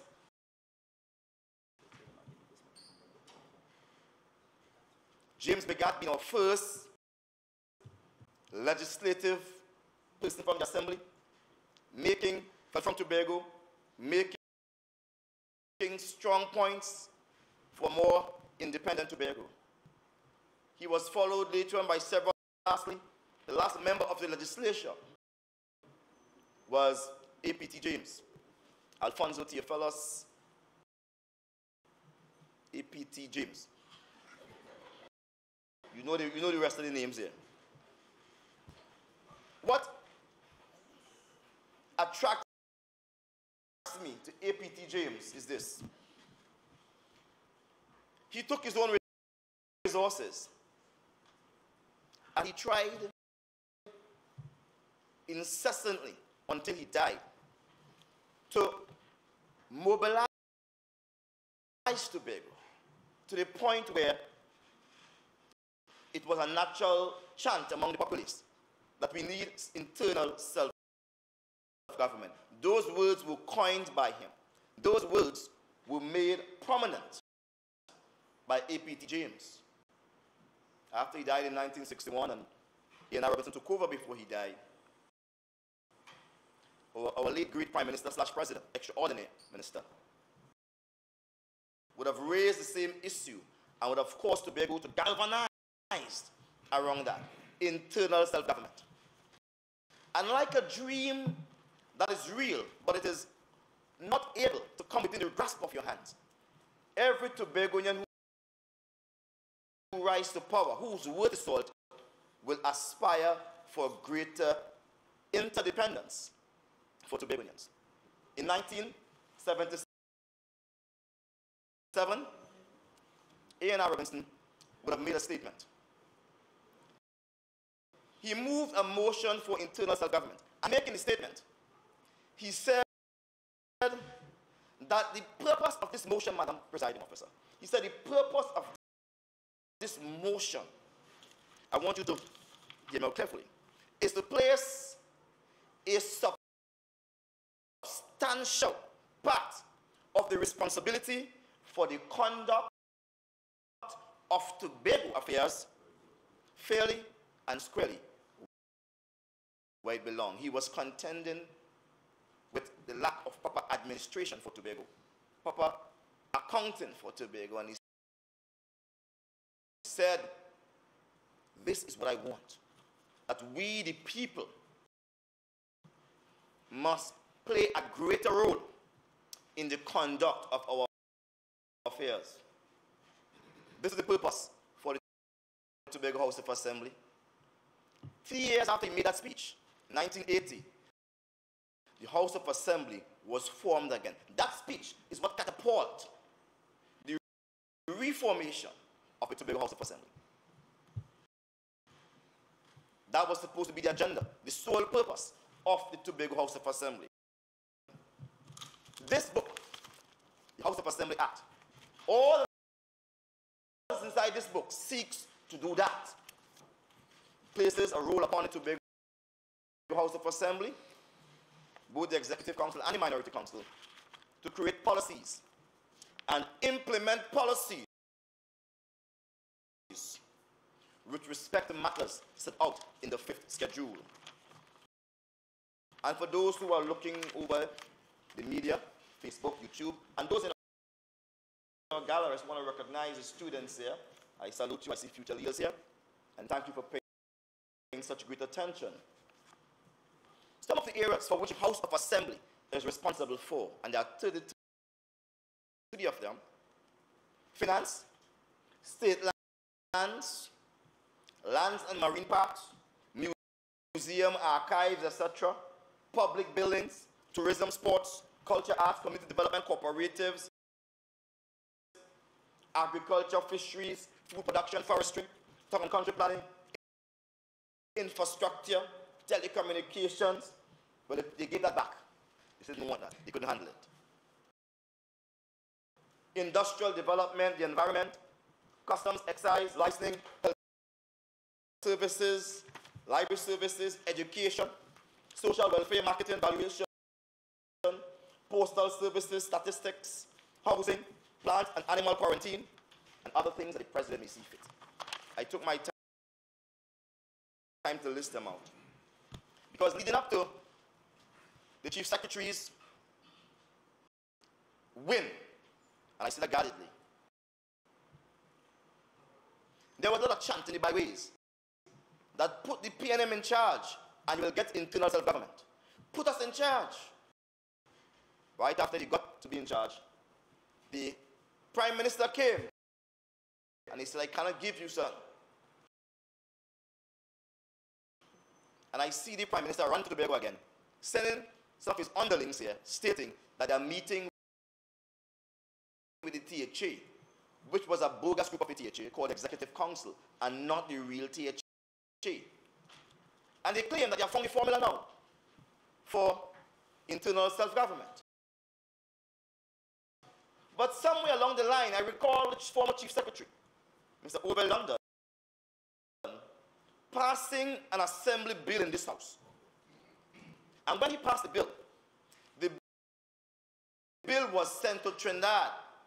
Trinidad said they got it. All of a sudden, Trinidad is coming up now saying that, hey, we don't know what Tobago really want. And we're going to try and work on it. Kind of worrisome. Our Chief Secretary has nothing to say about putting greater responsibility in the hands of Tobagonians for its own future. So much so that when he was inaugurated on the 26th of January, I stood right next to him. And the media asked him, what is your priorities now that you are Chief Secretary? He said, crime, agriculture, tourism. And they said, what are your plans for crime? He said, I have none. That is a central government issue. The record will show that. He said, I have none. It's a central government issue. And if he wants to correct it, I could sit down and say, he said that's a national issue, a central government issue. But that's not new to him. You see, all the time people were struggling with the boat issue here.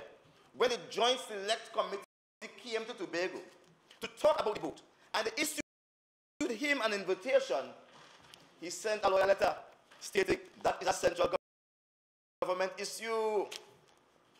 That's a central government issue. He can't talk on that.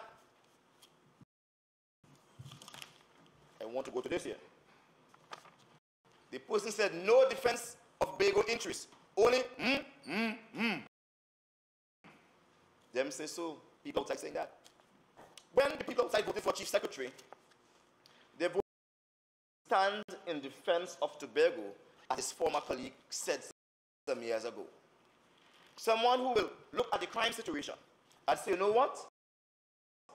There is an assembly police bill that was piloted by the former Chief Secretary, Mr. Orville London, in 2014. Let's dust that bill out. Let's see where that bill is, and let's send it to Trinidad. But my investigation has shown that in spite there was an assembly police bill, it was never sent to Trinidad. Never sent. Do you know, there's a particular way in which things ought to be done. For those who are looking and not aware, the assembly can make assembly laws. All right? Once it's based on the 5th schedule, or it's based on things that are directly related to Tobago, you can make assembly laws or assembly bills, as the case may be. So the assembly bill was made, called it Tobago House of the Autonomy Bill. That was sent to Trinidad. Nothing came out of that. They made another one, called it Assembly Police Bill. That was never sent to Trinidad. Because in Trinidad, there's something called the local government, where all these municipalities have what is called, I forget, we represent those police officers. We call them the municipal police officers. All right? And they are like what we call the LAPD or the NYPD. They are restricted to geographical areas, which is the area of the corporation. Here in Tobago, we were trying to mimic something like that. I can't blame London for wanting to do better. I can't blame him. But I blame the person sitting in the seat for doing nothing. Only nothing. I want to talk about crime. When we said crime was a priority, we felt the assembly police was a priority. Nothing was done. Not even a bill for a whole year the Chief Secretary spent here. Not a bill was moving the house. Not one single bill. They hire number of lawyers up there, number of technocrats. Not one assembly bill. A set of joke emotions, styrofoam, eating healthy. As if to say we were uneducated people and the business of Tobago was trivial. As if to say that crime was on the rise. So much so that in the month of November, that's right, in the month of November, when they had a police meeting, the most senior police officer on the island, Mr. Moore, he said that, I want to quote, he said, murders are 200% on the increase. I went through the statistics. And for 100 years, that was the highest. Thanks to the new Chief Secretary. For 100 years under your watch, crime got out of control. At that point in time, there were 8 murders in the island. 8 murders. 200%. November. By the time December came, there were 12. 4 more. 4 more. And he's comfortable with that. What plans, when you ask him what plans he put in place? Somewhere on the newspaper articles, he said that he's meeting with stakeholders and then he'll meet with the community. Which community did you go to? Who did you interact with? No one but your choir of 13. I want to say crime has an impact on the economy, a direct impact. And this is one of the reasons why the economy in Tobago is going down and down and down. No one wants to invest in an area where murders are the order of the day. They remove, under his watch, they remove what is called the Community Comfort Patrol. These were people who were unarmed, patrolling the streets. They would help people, catch the police, do different things, assisting people, bringing comfort to the lives of ordinary Tobagonians. But as they removed that, crime was shut up in the country some 300%. And he's untroubled by it. Because his body is here with me, but his mind is on another side of town. That's what's going on. And this is why we are calling a no confidence motion in the Chief Secretary. When I look at the way workers are treated in this country, I worry. We sat, who is a reflection of his Chief Secretary, stated across there, they came with a book, you swear it was a Kung Fu book. Here's the name of the book, Unleashing. Like unleashing a dragon, unleashing the potential of Tobago people. Call it a budget around June 2017. And he said, cool yourself, we're going to make that, cool yourself. He said, late payment, it's a record, will be a thing of the past. Because they now have what is called ACH, which is really an automatic form of payment. People no longer have to do payment on pay sheets and that kind of stuff. You just send it through the bank, boom, and you get it in your bank account. We would have retorted and told him, ACH doesn't put money in your account. It's simply a process to get money there. But if there's no money, it would not go there. You tried that. He's comfortable with himself. Right now he's put on an additional jacket. That's also the was on that side, Madam Presiding Officer. They have 3 jackets when they come into work. 3 jackets. Those that are man outside who can get 1. They come inside there with 3 jackets.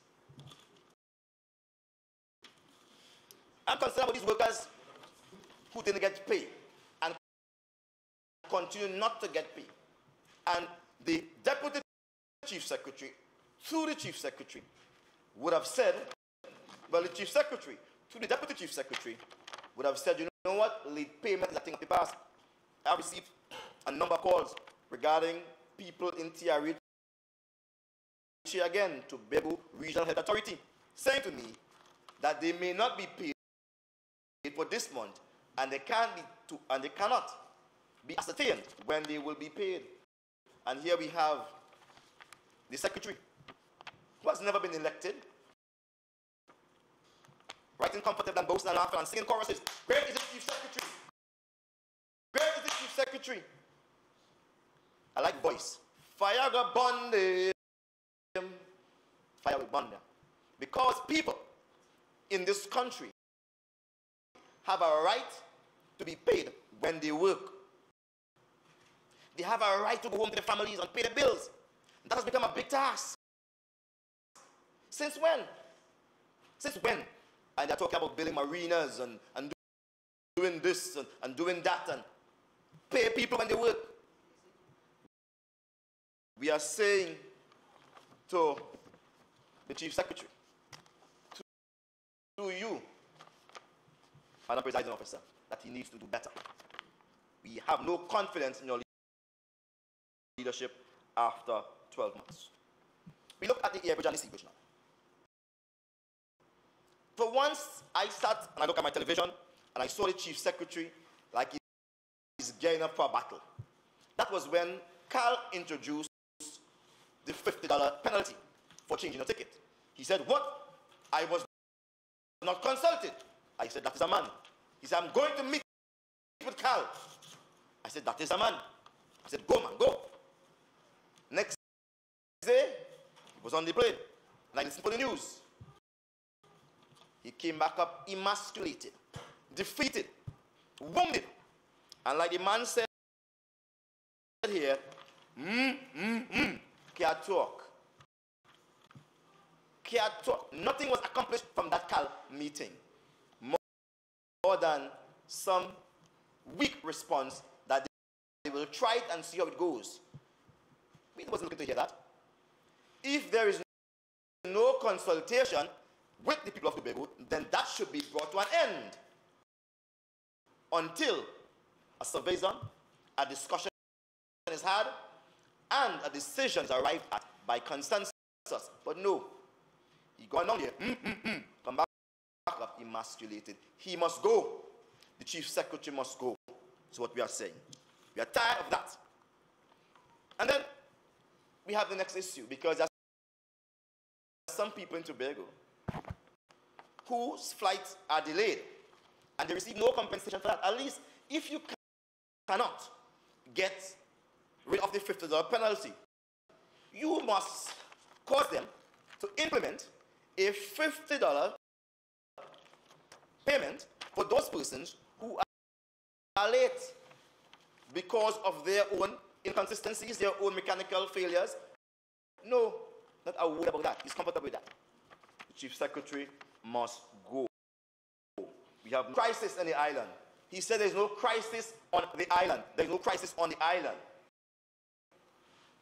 There was a joint select committee here in Tobago a few months ago, last year, and the Honorable Mr. Khan was here. He chaired the meeting. And the fishermen complained bitterly. They said every single time they have to sail their boat, they have to break the law. They have to go get a jug with gas, carry it with a vehicle, and carry it out at sea to get gas. Because there's no marina where they can refuel their boats. Can't even look into it. But what was instructive to me, Madam Presiding Officer, what was quite instructive to me, and I want to see if I could find this thing here. What was instructive to me, I'll give you the month, was September the 7th. What was instructive to me was what Mr. Khan said, and I want to read it. He said, I don't know what the solution is, but the Sea Bridge issue has exposed a fundamental level, the structural weakness. Let me read again. I want the Chief Secretary to pay attention, because his name is calling here. He said there's no crisis in Tobago. There's no crisis. There's no crisis. There are challenges, but no crisis. Here is senior PN member Mr. Khan. He said, I don't know what the solution is, but the Sea Bridge issue has exposed at a fundamental level the structural weakness of Tobago economy, especially as it relates to agriculture and food production. If the CARICOM jetty doesn't work, Tobago would be in trouble. Somewhere along the line, you all drop the ball, and if you don't pick up that ball quickly, you will hurt deeply for it. When you are able to feed yourself with basic commodity, you are at a great risk. Yesterday, the Trinidad Express, Trinidad Tobago Express, not the one that read, the boat you travel on, was designated scheduled to leave the port of Scarborough at 6:30. It left 8 a.m. Instead of 6:30 a.m., it left 8 a.m. Persons would have gone down for a one-day journey, hoping to come back up. The boat never, ever, ever set sail from Trinidad yesterday. I'm told that the boat is now set to leave at 3 o'clock.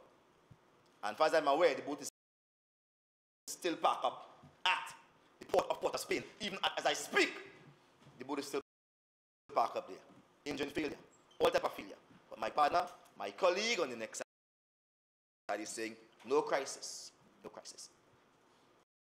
Shabarangs was right. Your body is here with me, but your mind is on the other side of town. No crisis, no crisis, no crisis. The Honorable Minister Khan said, if we can't feed ourselves, we're in a crisis. The day the CARICOM jetty in Trinidad, which means all these boats from Grenada, St. Vincent, St. Lucia come down to CARICOM, they should be coming here in Tobago, dropping off goods here. Where is the jetty? Where is the next berthing station? There is none. The day a cruise ship will inside there, the cargo boat can't pull up. Once a cruise ship is inside there, no cargo boat could come to Tobago. No cargo boat. That's the trouble we have, but there's no crisis here. Food must stay out at sea. The Chief Secretary needs to go. He spent a whole year doing nothing but twiddling his thumb while Rome is burning down, while Tobago is sinking. And he brings his friends inside, his colleagues, Madam Presiding Officer, to sing him praises. Praise and worship. A whole document. Praise and worship. Achievements 2017. Achievements. Praise and worship. Let me speed up on this thing here.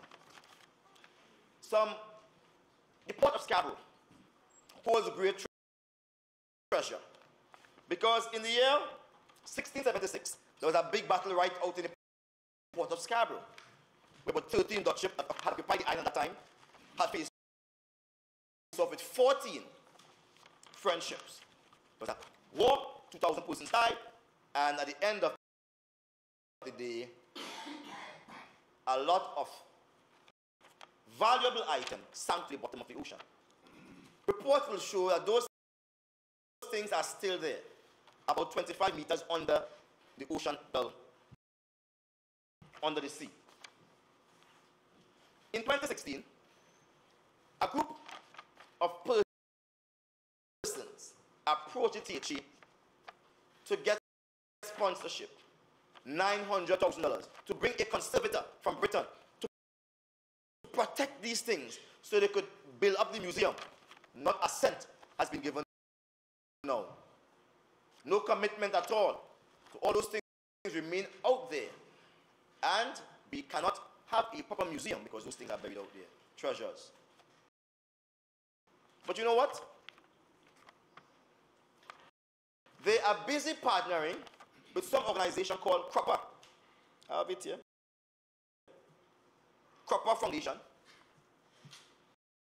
And Peter Minshall, the maskman, THE, who IDB would have given the Cropper Foundation over $500,000 US, a grant, to get Peter Minshall to come and put some carnival things on the Bukusi Day. Up to now, we have not seen one single thing in Bukusi but old iron, and a jetty that will crumble on anybody at any point in time. And the Chief Secretary sat across there, not fall upon anything. The last time I went to Buku to eat in a fancy restaurant down there, the view outside was horrendous, horrible, old steel, jetty falling down, and no business. No business. All the fishermen outside just relaxing, linemen. Business is low. And we have a representative from Buku. I say the Chief Secretary must go. Fast Galaxy brought comfort to the Begonians. It was sent back. They brought a badge, call it MV Transporter. They brought a super badge, call it Protector. They was bringing a next boat, call it La Caracola, the snail. They bring the Cabo Star. All of those boats have no accommodation for the truckers. More than the truck. They made it hard for the truckers. They promised us 2 new ferries this year. We got none. None. Now, the last one was Ocean Flower. That they said, they're not taking it after it was exposed. The one that they said they're going to buy, and I say this to you, is nothing but a sophisticated river barge. It's a river barge.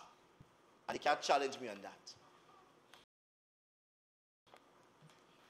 You see, the hull of that boat, or the draft of that vessel, it is so shallow that it's for a river boat, 2.7 meters.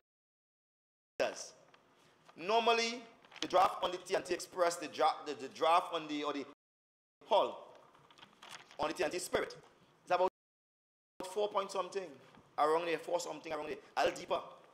The longer the vessel, the more sturdy the ride will be. Those waters are not the Caribbean Sea, you know. Atlantic Sea. They bring a short boat, a little draft, to go and face these bad waves out there. Anybody in Tobago will tell you. Anybody in Tobago will tell you that when they took those water taxis from south and they sent them to Tobago, it's the worst ride out. The worst ride out. They just do not manage the waves well. They're bringing a small boat. Small boat that was launched in 2016, saying it's a new boat. A boat that when you sit on the inside, you feel like you're outside. That's the boat. Yeah? A boat that could only hold 100 cars, and all the cars, the vehicles, and the people are exposed to sea blast. By the time I come out, you're looking rusty. But then the Chief Secretary does not travel on the boat. He went, Madam Presiding Officer, on the Cabo Star, himself and the Secretary for Tourism. And when they came back out, he first see them posing. They remind me of a mouse in a story, but I'll tell a cat in a story. But I'll tell you that in a while again. They came back saying that the boat had pool on it. They went to see a cargo boat. They come back saying the boat had pool on it. When I went to Roxborough ECU School, and I want that school to be a very good school, I learned of a story. He says, Pussycat, where have you been? I've been to London to visit the Queen. Pussycat, what have you seen there? One expect a response. I've seen the Queen, I've seen the King. The Pussycat said, I've frightened a little mouse under the chair. You know why? All the Pussycat could see and he was interested in is mice, rats. All my good friend on the next side is interested in is luxury. So when they went across, the only thing he could see is a pool. A pool. That's all he could see. He didn't see that there was no beds for those persons with the truck. He didn't see that. This is why he must go. He didn't see that there was no cafeteria there. He didn't see that. He didn't see the inhospitable condition of the toilets. No male and female. He didn't see that. He didn't see that the engine was so slow that the boat was actually a tug. He didn't see that. Luxury. Pussycat, what have you seen there? I've frightened a little mouse under the chair. For more than one reason, the Chief Secretary must go. And I want to close my debate this evening, as I will wind it back a bit again. I want to close my debate in a while again by saying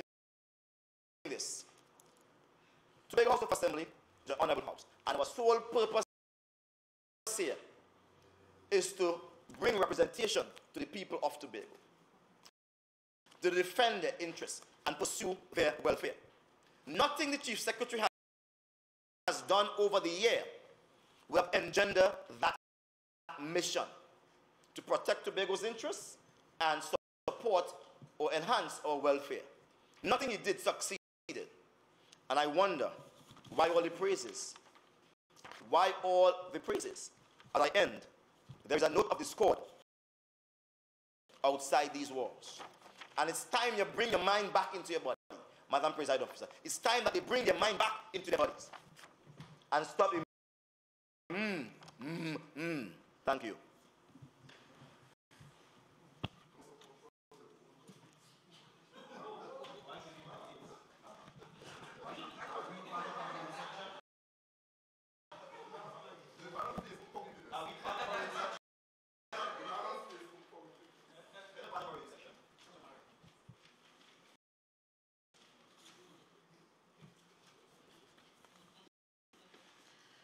Members, the motion proposed, whereas January 26, 2018 represents 1 year since the PNM-led council has been inaugurated, and whereas by a series of actions, and more importantly, inactions, this PNM-led executive council, under the leadership of the Chief Secretary, has aided and abetted in the continual demise of the Tobago economy via the strategic dismantling of 1, the air and sea bridge, 2, the private sector, which includes the tourism industry, the agricultural industry, the distribution sector, and others. And whereas the people of Tobago have suffered immensely due to the inaction of the Chief Secretary, coupled with the mismanagement of the funds allotted to the Tobago House of Assembly, the refusal to follow the rule of law and account judiciously for the monies allotted, and non-payment of several classes of workers. And whereas the Office of the Chief Secretary has refused to equip the Minority Council with an office, staff, and the much-needed resources to ensure that democracy remains at the helm of our governance structure in a continuous attempt to return the THA to a system of no opposition, thereby not being able to effectively debate and clinically respond to matters of Tobago interest. Be it resolved that this House confirm its loss of confidence in the Chief Secretary of the Tobago House of Assembly. As we await the responses for this afternoon, I wish to advise that no speaking order has been provided, and therefore we will be guided by Standing Orders 42.1, where any member desiring to speak shall signify your intention to so do, and I will then call on you.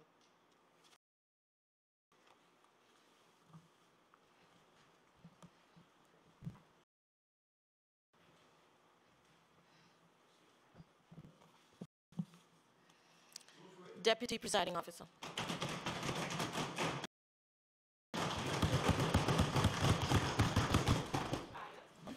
Afraid of what or who, may I ask?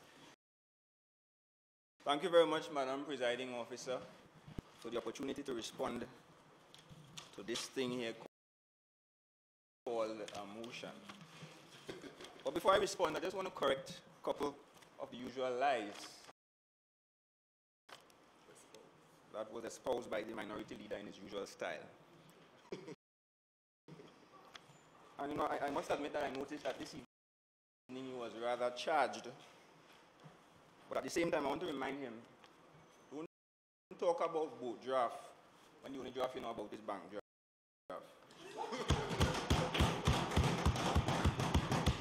So firstly, the highest murder rate ever recorded in Tobago was in the year 2012, and that was 15 murders on the island.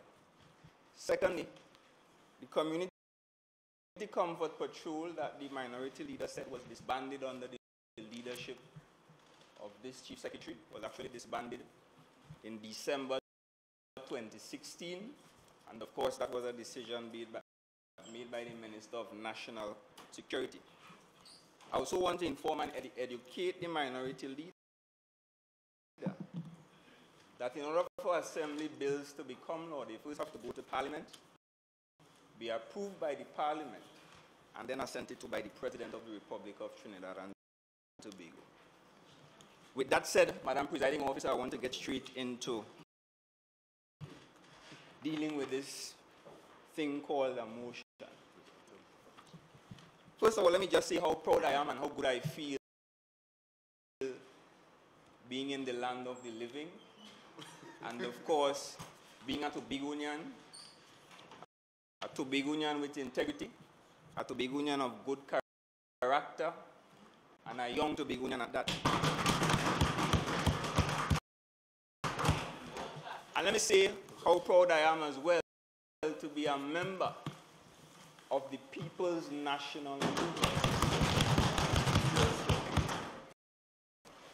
which of course this month celebrates 62 years of service to this country, and of course since 1998 in service to this island as a council. And you know, interestingly, they had the audacity to mention the PNM-led Executive Council in this motion. So allow me to talk a bit about political parties. Because of course here we have a motion of no confidence. But Madam Presiding Officer, I want to suggest that in life it's not necessarily about who you don't have confidence in. It's about who you have confidence in. And of course, I, just like you, Madam Presiding Officer, would prefer to place my confidence and trust in individuals and institutions of integrity, institutions and individuals of good character, that are solid and is ridiculous. And of course, the first whereas, but it also represents 1 year since a PDP so-called minority council was also inaugurated. And I want to ask them who's their chairman.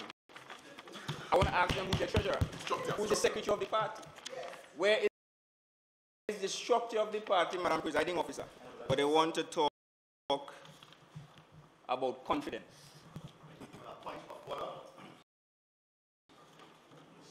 Just say your point of order. Section 45. The member confines of observation the subject under discussion. And sit. Furthermore, Madam President, another point of order. Madam Presiding Officer. Section 45,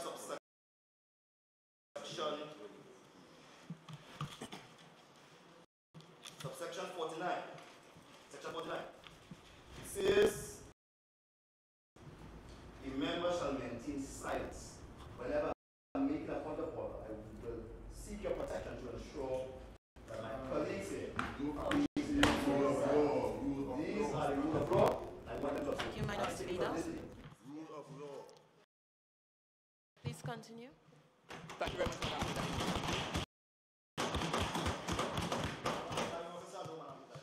And now,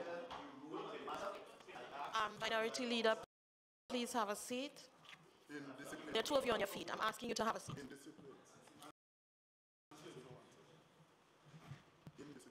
Okay? I have asked the member to continue. That's my decision.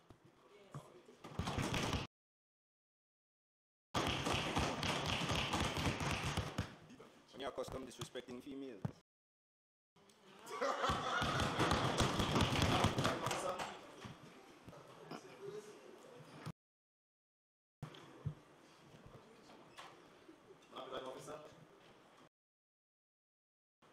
Section 45(5).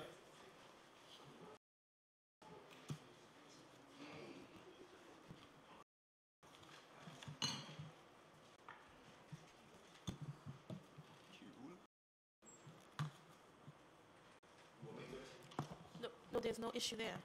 Thank you very much, Madam Presiding Officer. There is an issue, Madam Presiding Officer. Time. time, absent time.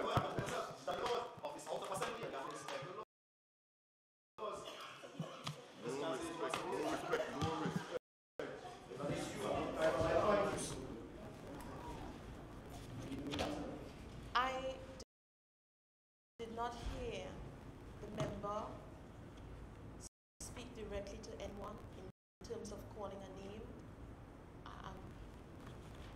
So I don't know how it applies and to whom it applies. So I'm asking, please, to allow the member just to finish his presentation at this point. Focus on the subject. Thank you.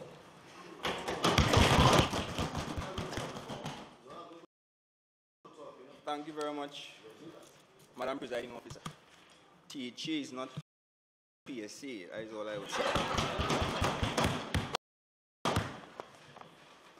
And I beg to move that maybe all the other members should stand and give the minority leader the seat, because you need to have several seats. So Madam Presiding Officer, as I was saying before I was interrupted, they want to talk about party, yes, PNM-led Executive Council. And I'm happy to be part of a PNM-led Executive Council in this Tobago House of Assembly. Because of course it's a party that is organized, a party with structure, and a party with a track record of service that produced great leadership over our 62 years, great leaders such as Eric Williams, George Chambers, Patrick Manning, Keith Rowley, and here in Tobago, Orville London, and now we have a distinguished gentleman, Mr. Kelvin Charles, leading the charge here in Tobago, and I'm proud to be Tobagoan, and I'm proud to be PNM, Madam Presiding Officer. So when you want to talk about confidence, deal with your structure, put an executive in place. We even have a constitution. Let's talk actions, Madam Presiding Officer, because the motion says, and whereas by a series of actions, and more importantly, inactions. You see, they have no confidence in this administration, Madam Presiding Officer, no confidence in this Chief Secretary, who when he took office, we had a situation where our quarry here in Tobago, described as a gold mine, described as one of the largest quarries in this part of the world, was very unproductive, producing very little, staff with over 100 employees. What is the situation today, Madam Presiding Officer? 26 employees, both plants operating as efficiently as possible. Productivity, Madam Presiding Officer. Delivery, Madam Presiding Officer. Truckers no longer have to line up for weeks to wait for material, and that is the situation today at the quarry, and they have no confidence in that. But you know what they had confidence in? The lies that all the employees in the quarry will be sent home. The lies that we're selling out the quarry. The lies that the quarry will be privatized to some businessman in Trinidad. They had confidence in that, Madam Presiding Officer. The all-important issue of the land titles. Of course, in collaboration with the central government, this PNM-led THA administration, we have a situation now where that bill will be going before the Parliament this year. And therefore, all Tobagonians affected by this issue, where land titles are not clear, where land titles are tied up, will soon be dealt with. And therefore, Tobagonians in those situations will have access to their lands, and they'll be able to go to banks and get loans and mortgages, etc. Thanks to this administration. They have no confidence in that. But they have confidence in the lies that the minority leader will put in this motion about us not giving him an office. But the truth is, an office...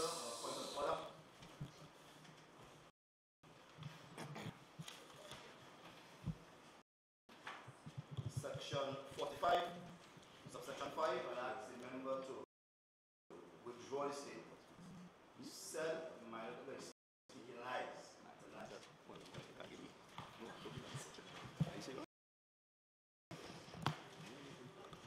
I ask you to address your language, please? Assemblyman Dennis. On truths, Madam Presiding Officer. That, and he put it in emotion, that we didn't give him an office. But the truth is, an office was allotted to the minority leader. I will admit it is not as nice as one Woodbrook Place.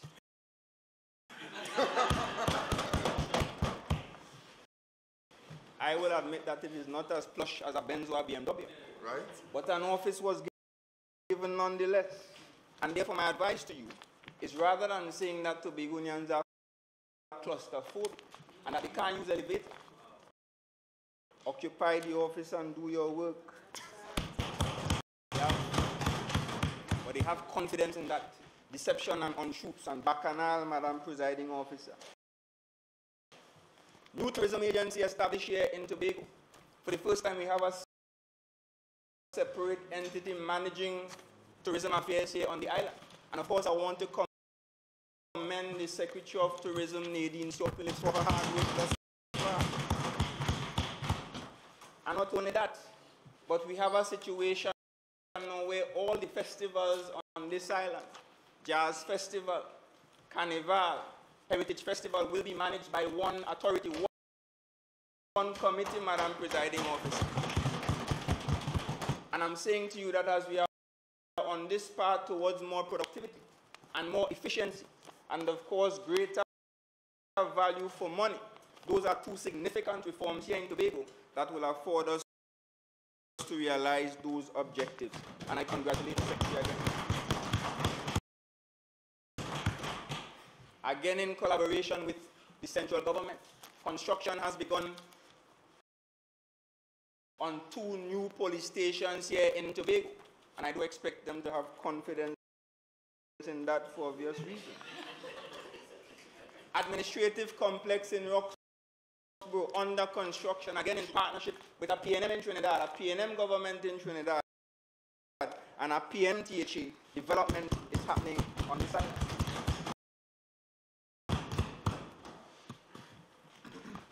Finally, we have a boat, after going through many pains, because I want Tobagonians especially to understand, procuring a boat is not an easy thing.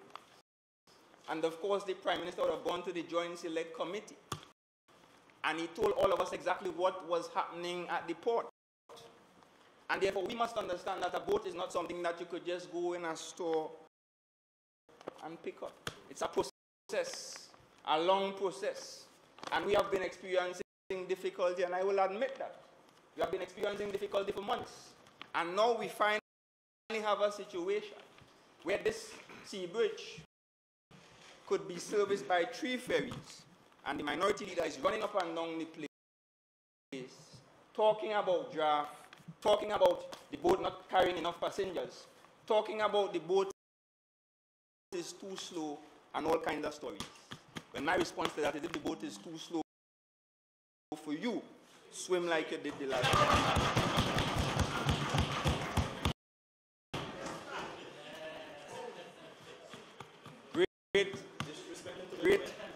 Great swimming skills are needed. And let me rephrase. If the boat is not good enough for you, swim like you did the last time. Because I'm sure many of us are finally happy that a new boat is added to the sea bridge.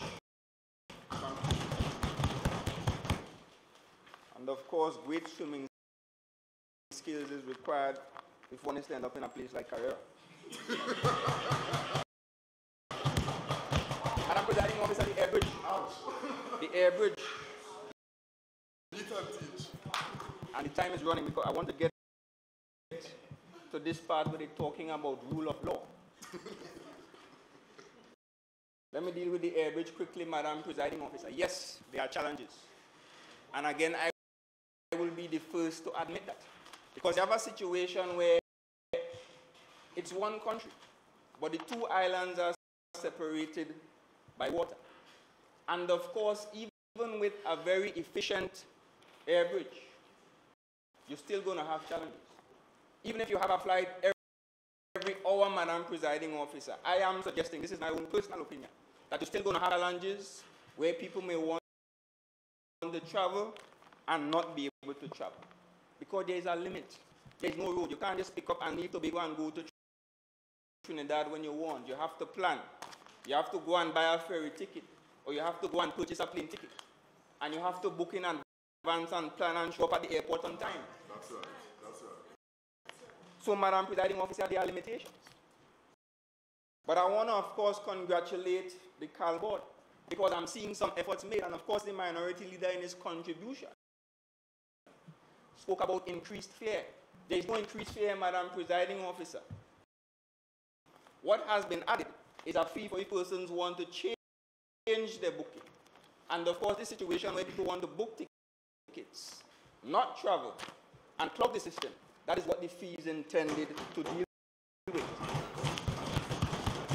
And therefore, this may allow us to manage the air bridge and manage the booking situation more effectively, Madam Presiding Officer.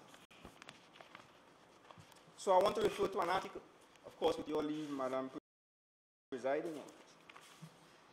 Member, you have 4 minutes left. Time flies. I'm still entitled to an additional 10 minutes. Yes. Excellent. That should be enough. So, Madam Presiding Officer, the air bridge, December the 28th, 2017, Newsday. And I'm quoting part of it. The source said all the confirmed passengers were moved to Tobago yesterday afternoon, along with 154 passengers who had standby tickets. By the end of the day, we would have exceeded moving over 200 passengers on standby tickets. It was not one jet we put on, it was about 7 jets we put on, the source said, and this is a source from Caribbean Airlines. It goes on to say, all confirmed passengers who were confirmed to travel on an ATR that developed a problem late Wednesday were contacted. They were moved yesterday morning. No standby tickets were issued. The protesters, the source said, included people who were not even standby passengers, as they had not yet bought tickets. And this is where this minority council, I will call your council in that regard, encouraging nonsense, Madam Presiding Officer. And you see, sometimes when you're in opposition, you tend to do all kinds of things to destabilize the country and to give people high or unreasonable expectations. So you must show up in the airport. No ticket, not even on standby, and you must get on a flight. And they are supporting those expectations. They are supporting those unrealistic expectations. Why? Because they're in opposition. But I want to say to you, be careful. Be careful about the decisions that you make. Be careful about the expectations that you cause the people of this country to have. Because God forbid, one day you may end up in the Chief Secretary's chair. God forbid. God forbid. And you would find it very difficult to govern the very people because of some of the things you would have done. So you sat in the airport and you protested. And as a matter of fact, I think a comment was made that the people should be given refreshments. Are those expectations reasonable? Is it reasonable or practical, Madam Presiding Officer, for persons to show up in an airport, no ticket, but they must travel today in a situation where there are limited seats available, and they are supporting that? They have confidence in that, Madam Presiding Officer. So I want to call on the people, Tobago and even Trinidad and Tobago. Let us be pragmatic. Let us be realistic, because policy formulation and policy implementation and governance on a whole is no easy task. Because sometimes we sit at home and we want a road fixed and we want it now. But we don't understand that there's a process. We don't understand that it doesn't just simply mean that once Chief Secretary says fix the road, that the road will be fixed. And I want to get down into that some more. Because, of course, again, we are attempting to fix URP. Thousands, well, I think it's 1,600 employees. Everybody knows that there is a need for some more productivity. Everybody knows that there is a need for some more reforms in URP, but they have no confidence in that. So this administration is undertaking a process to get rid of some of the apparent goals that are in the system so that we could bring down the numbers and, of course, achieve greater productivity in URP. No confidence in that. I want to talk about health, Madam Presiding Officer. How much time I have? Speaking time is up. Thank you, Madam Presiding Officer. Thank you, Madam Presiding Officer. I move that the member for Buku Montplaisir, his time, speaking time be extended by further 10 minutes. Members, the question proposed is that the speaking time for the member be extended by a further 10 minutes. All in favor? Aye. Any against? The ayes have it. Member, your speaking time has been extended by a further 10 minutes. Thank you very much, Madam Presiding Officer. So much to say with so little time. So they have no confidence in this administration as we attempt to restructure URP. But you know what they did? All of a sudden, the minority councillor and the member for Palatobe Airlands and Miss Speyside are union operatives. They're employed now with the PSA. So in a situation where we're trying to facilitate, again, more productivity, because of course the division was occupying an unsuitable space, found a new building and we are attempting to move. They're going in the place to protest.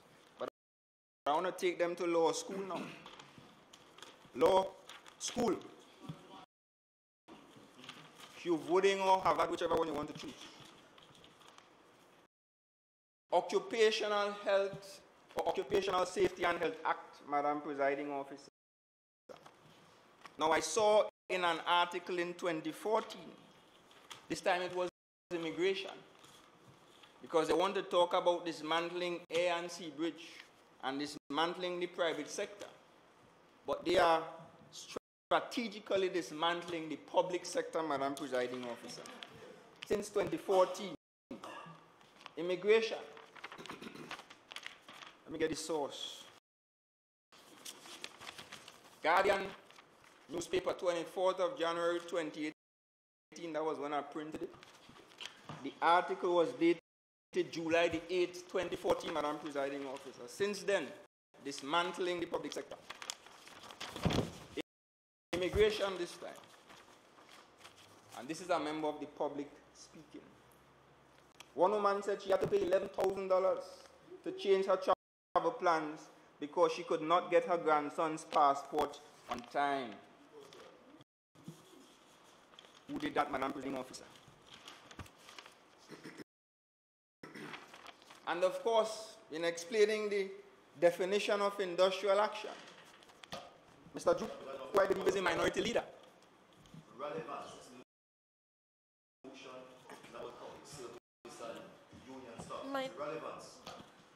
Minority leader, please. You know, he is explaining himself. I consider that he is relevant, you know, relevantly speaking to the motion. Public business. I don't know that he's speaking specifically PSA business, but please, I'm asking you to allow him. You will have, along with your other members, will have another opportunity to speak. Please allow him to finish. And of course, I know, Madam Presiding Officer, that you will grant me some extra time due to the amount of times I've been disturbed. So he quoted, of course, Mr. Duke, who I believe is the minority leader. According to Section 15, like Section 15 of the Occupational Safety and Health Act, an employee may refuse to work or do particular work when he has reason to believe that there is serious or imminent danger to himself or others, etc., etc. But he does stop there. He doesn't go to Section 16, which says, upon refusing to work or do particular work, and this applies to this situation in health as well, Madam Presiding Officer, an employee shall. Minority Leader, I want to remind you of Standing Order 51.1. Okay? I want to read it for you just in case you're not clear on it. The presiding officer in the Assembly and the chairman of the committee respectively shall be responsible for the observance of the rules of order in the Assembly and committee respectively, and their decision upon any point of order shall not be open to appeal and shall not be reviewed by the Assembly except upon a substantive motion made after the notice. I'm asking you, please, to observe Standing Order 51.1.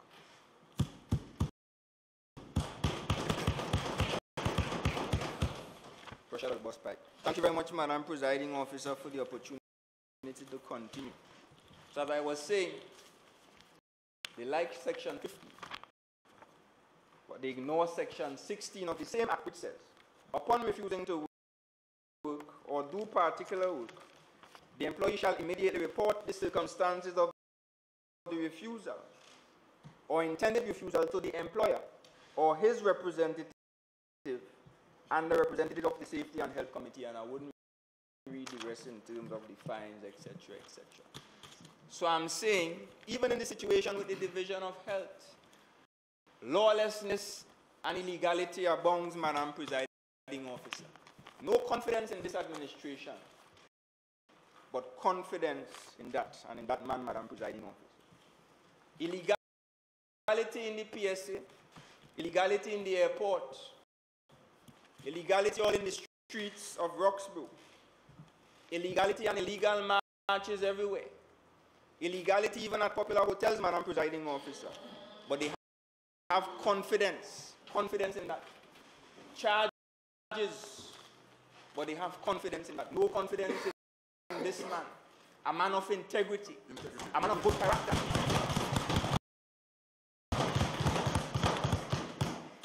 A man whose greatest weapon may not be his loud mouth, but maybe his brain. No confidence in that. Illegality after illegality, costing the PSA over $1.2 million in legal fees, and that is 1 year. And you all have confidence in that. I am disturbed by that, Madam Presiding Officer. But on a lighter note, with the little time that I have left, I am pleased as a Tobagonian that the issue of Tobago self-government will soon be taken to the Parliament. As a matter of fact, this year a bill is expected to be on the Parliament's floor, and of course it requires opposition support in order for Tobago to achieve greater autonomy. But speaking about self-government, a critical aspect of leadership, or a critical trait of any leader, is in fact self-government. The ability to control oneself. The ability to restrain oneself. The ability to exercise discretion. The ability to be diplomatic, especially when necessary. Kelvin Charles has those qualities, Madam President.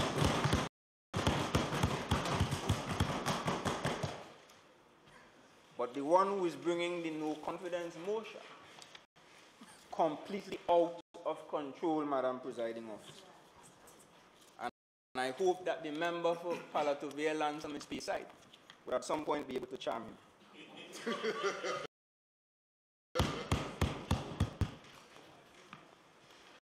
So I want to end with a little story, Madam Presiding Officer. Because you know, sometime even here in Tobago, a man might have his wife or his girlfriend, come on, no wife, whatever you want to call it. And another man might be interested in her. Yeah? So you go to the woman and you will bad talk the man. He this, he that, he ain't want nothing. He horning you. He ain't giving you enough money. All kind of. But you know what is the interesting thing? And I could talk about this because I was there recently.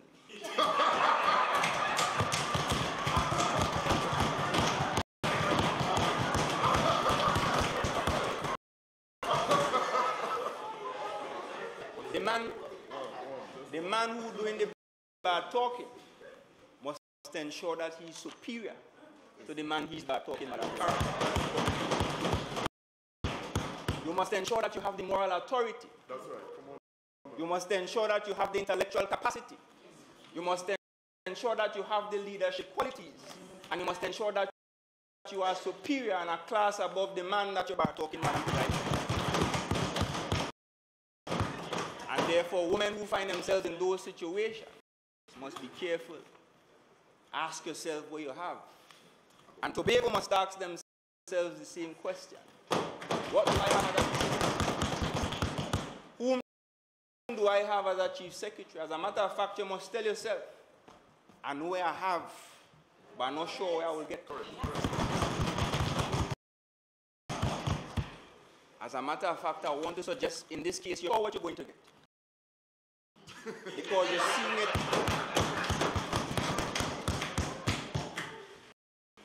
You're seeing it. The illegality all over the place. No regard for the laws of Trinidad and Tobago, Madam Presiding Officer. But they want to put in a motion the rule of officer to place in this motion the rule of law. So in closing,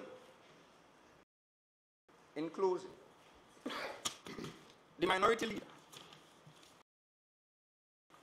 I recognize symptoms of fear.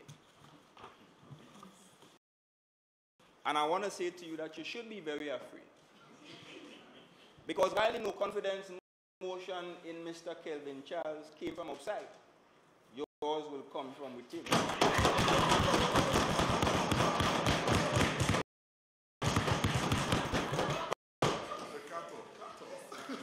And I'll give you a little clue.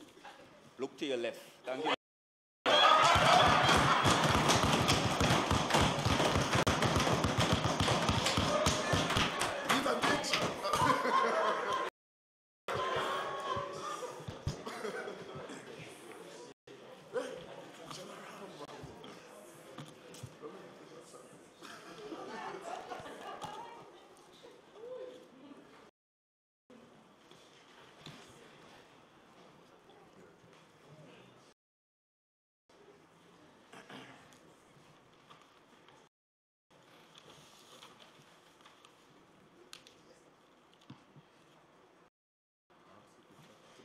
Secretary of Tourism, Culture and Transportation.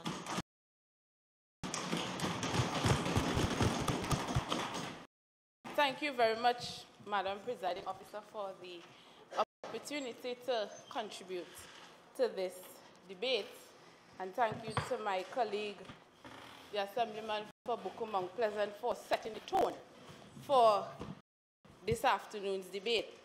Madam Presiding Officer, I stand on the eve of my one-year anniversary as Secretary of Tourism, Culture and Transportation, appointed, if I might add, Madam Presiding Officer, under the distinguished, exemplary, honest, confident and inspirational leadership of the Honorable Kelvin Charles. Madam Presiding Officer, when I received and read this motion, I had mixed feelings, and these feelings didn't speak to sadness or joy.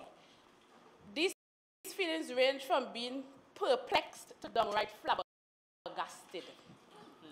Madam Presiding Officer, I was in utter disbelief that this minority leader has the audacity to bring such a baseless motion to this Honorable House.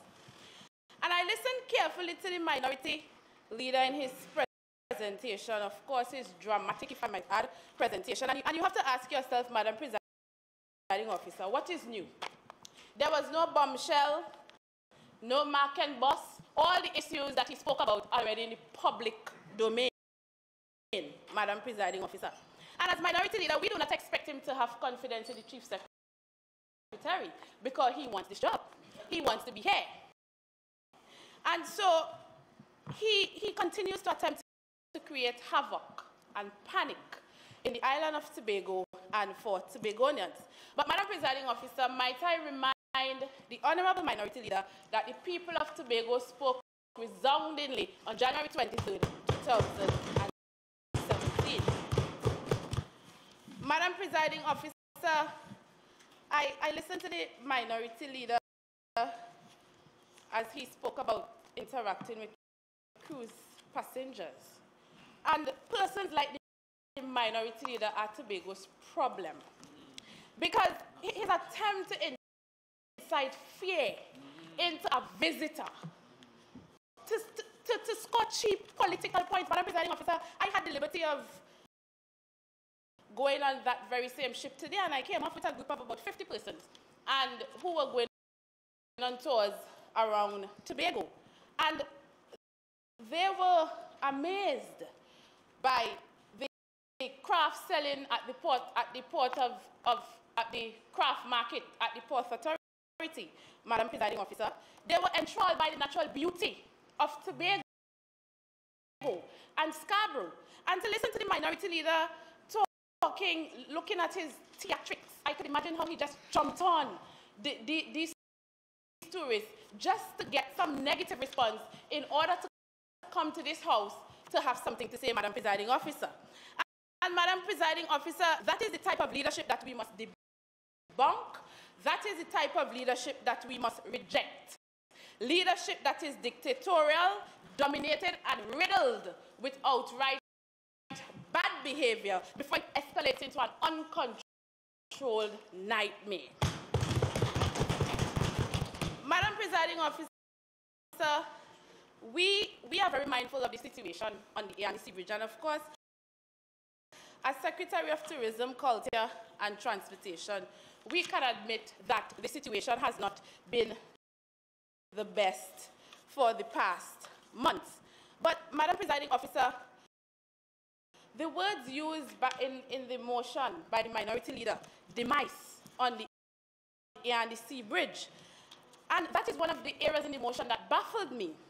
And I had to consult the Webster's Dictionary to reassure myself that my understanding of the definition of demise was still intact.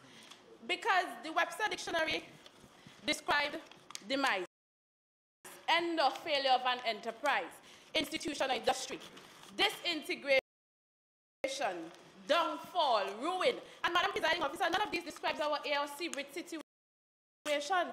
At my last check, both the air and sea bridge were in operation. And I know the minority leader can confirm this because he had to travel from Trinidad to get here this morning. And as well, unless he jet skied or kayaked or took a parachute.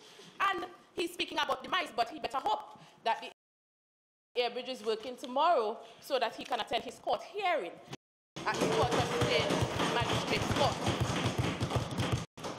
Madam Presiding Officer,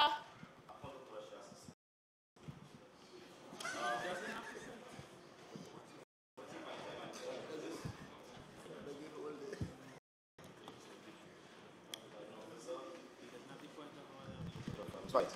Stand order 44, subsection 45, subsection 2. I require from you an apology.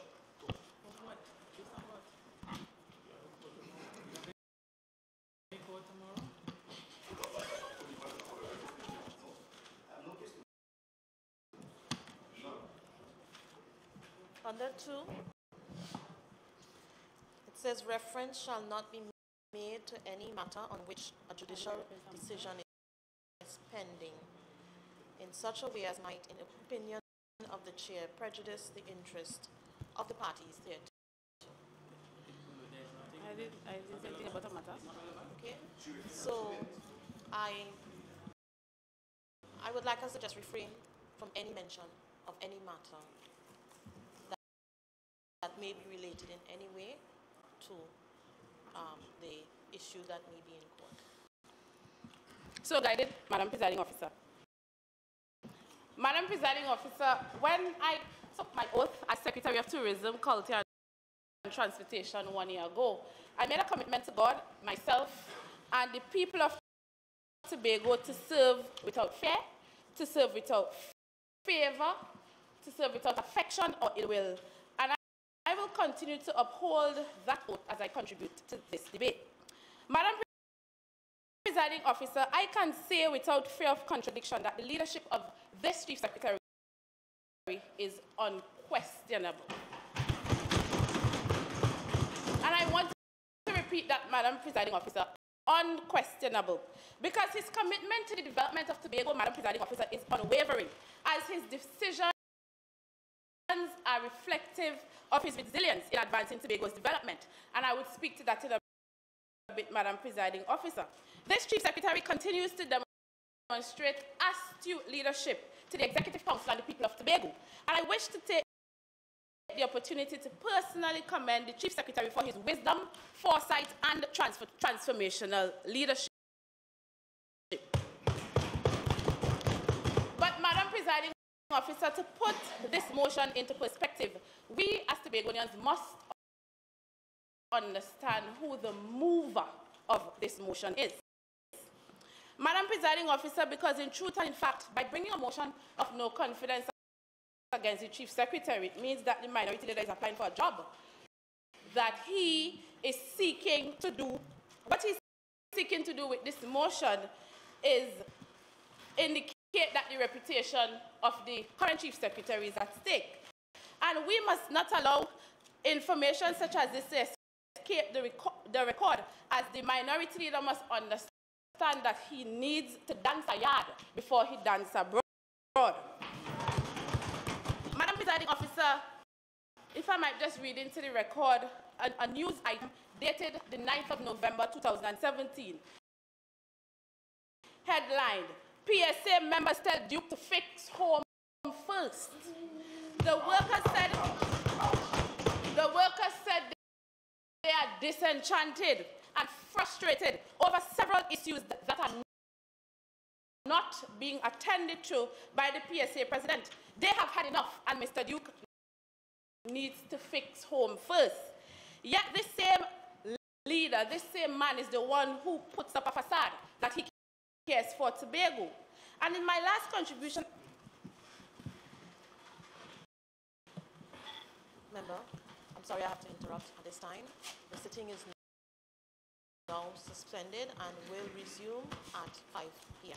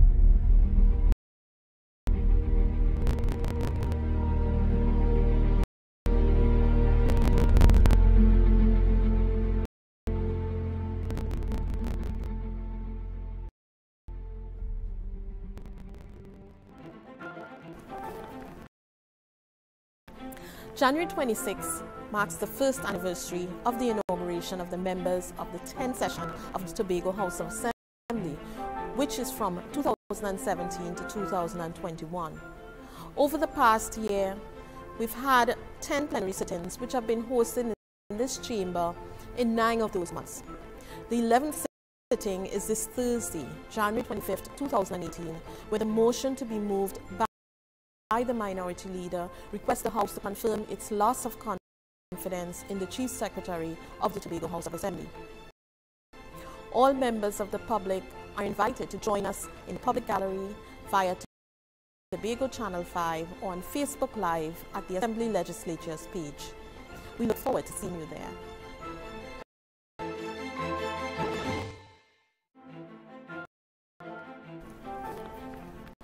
January 26 marks the first anniversary of the inauguration of the members of the 10th session of the Tobago House of Assembly, which is from 2017 to 2021. Over the past year, we've had 10 plenary sittings which have been hosted in this chamber in 9 of those months. The 11th sitting is this Thursday, January 25th, 2018, with a motion to be moved by the minority leader requests the House to confirm its loss of confidence in the Chief Secretary of the Tobago House of Assembly. All members of the public are invited to join us in the public gallery via Tobago Channel 5 or on Facebook Live at the Assembly Legislatures page. We look forward to seeing you there.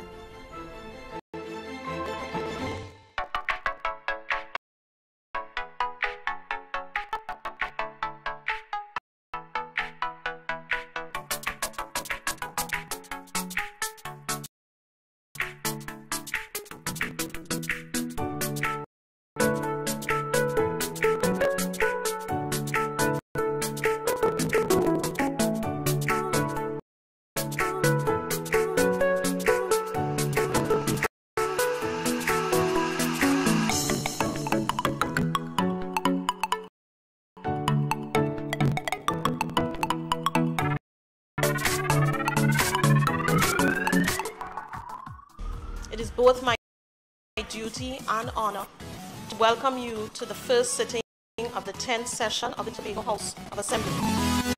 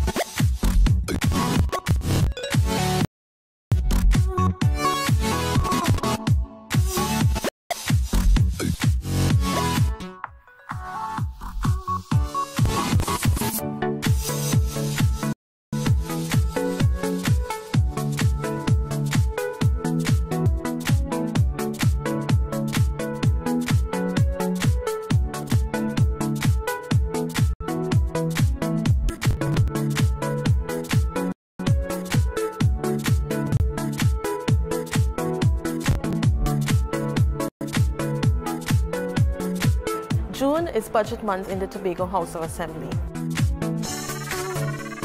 A special sitting will be held at 10 a.m. on Tuesday, 20th June 2017. The sixth sitting will also begin at 10 a.m. with a response from the minority leader, followed by all other members of the Assembly who are expected to contribute. This year, Trinidad and Tobago hosts the 18th Biennial Conference of the Presiding Officers and Clerks of the Caribbean, Americas and Atlantic region of the Commonwealth Parliamentary Association.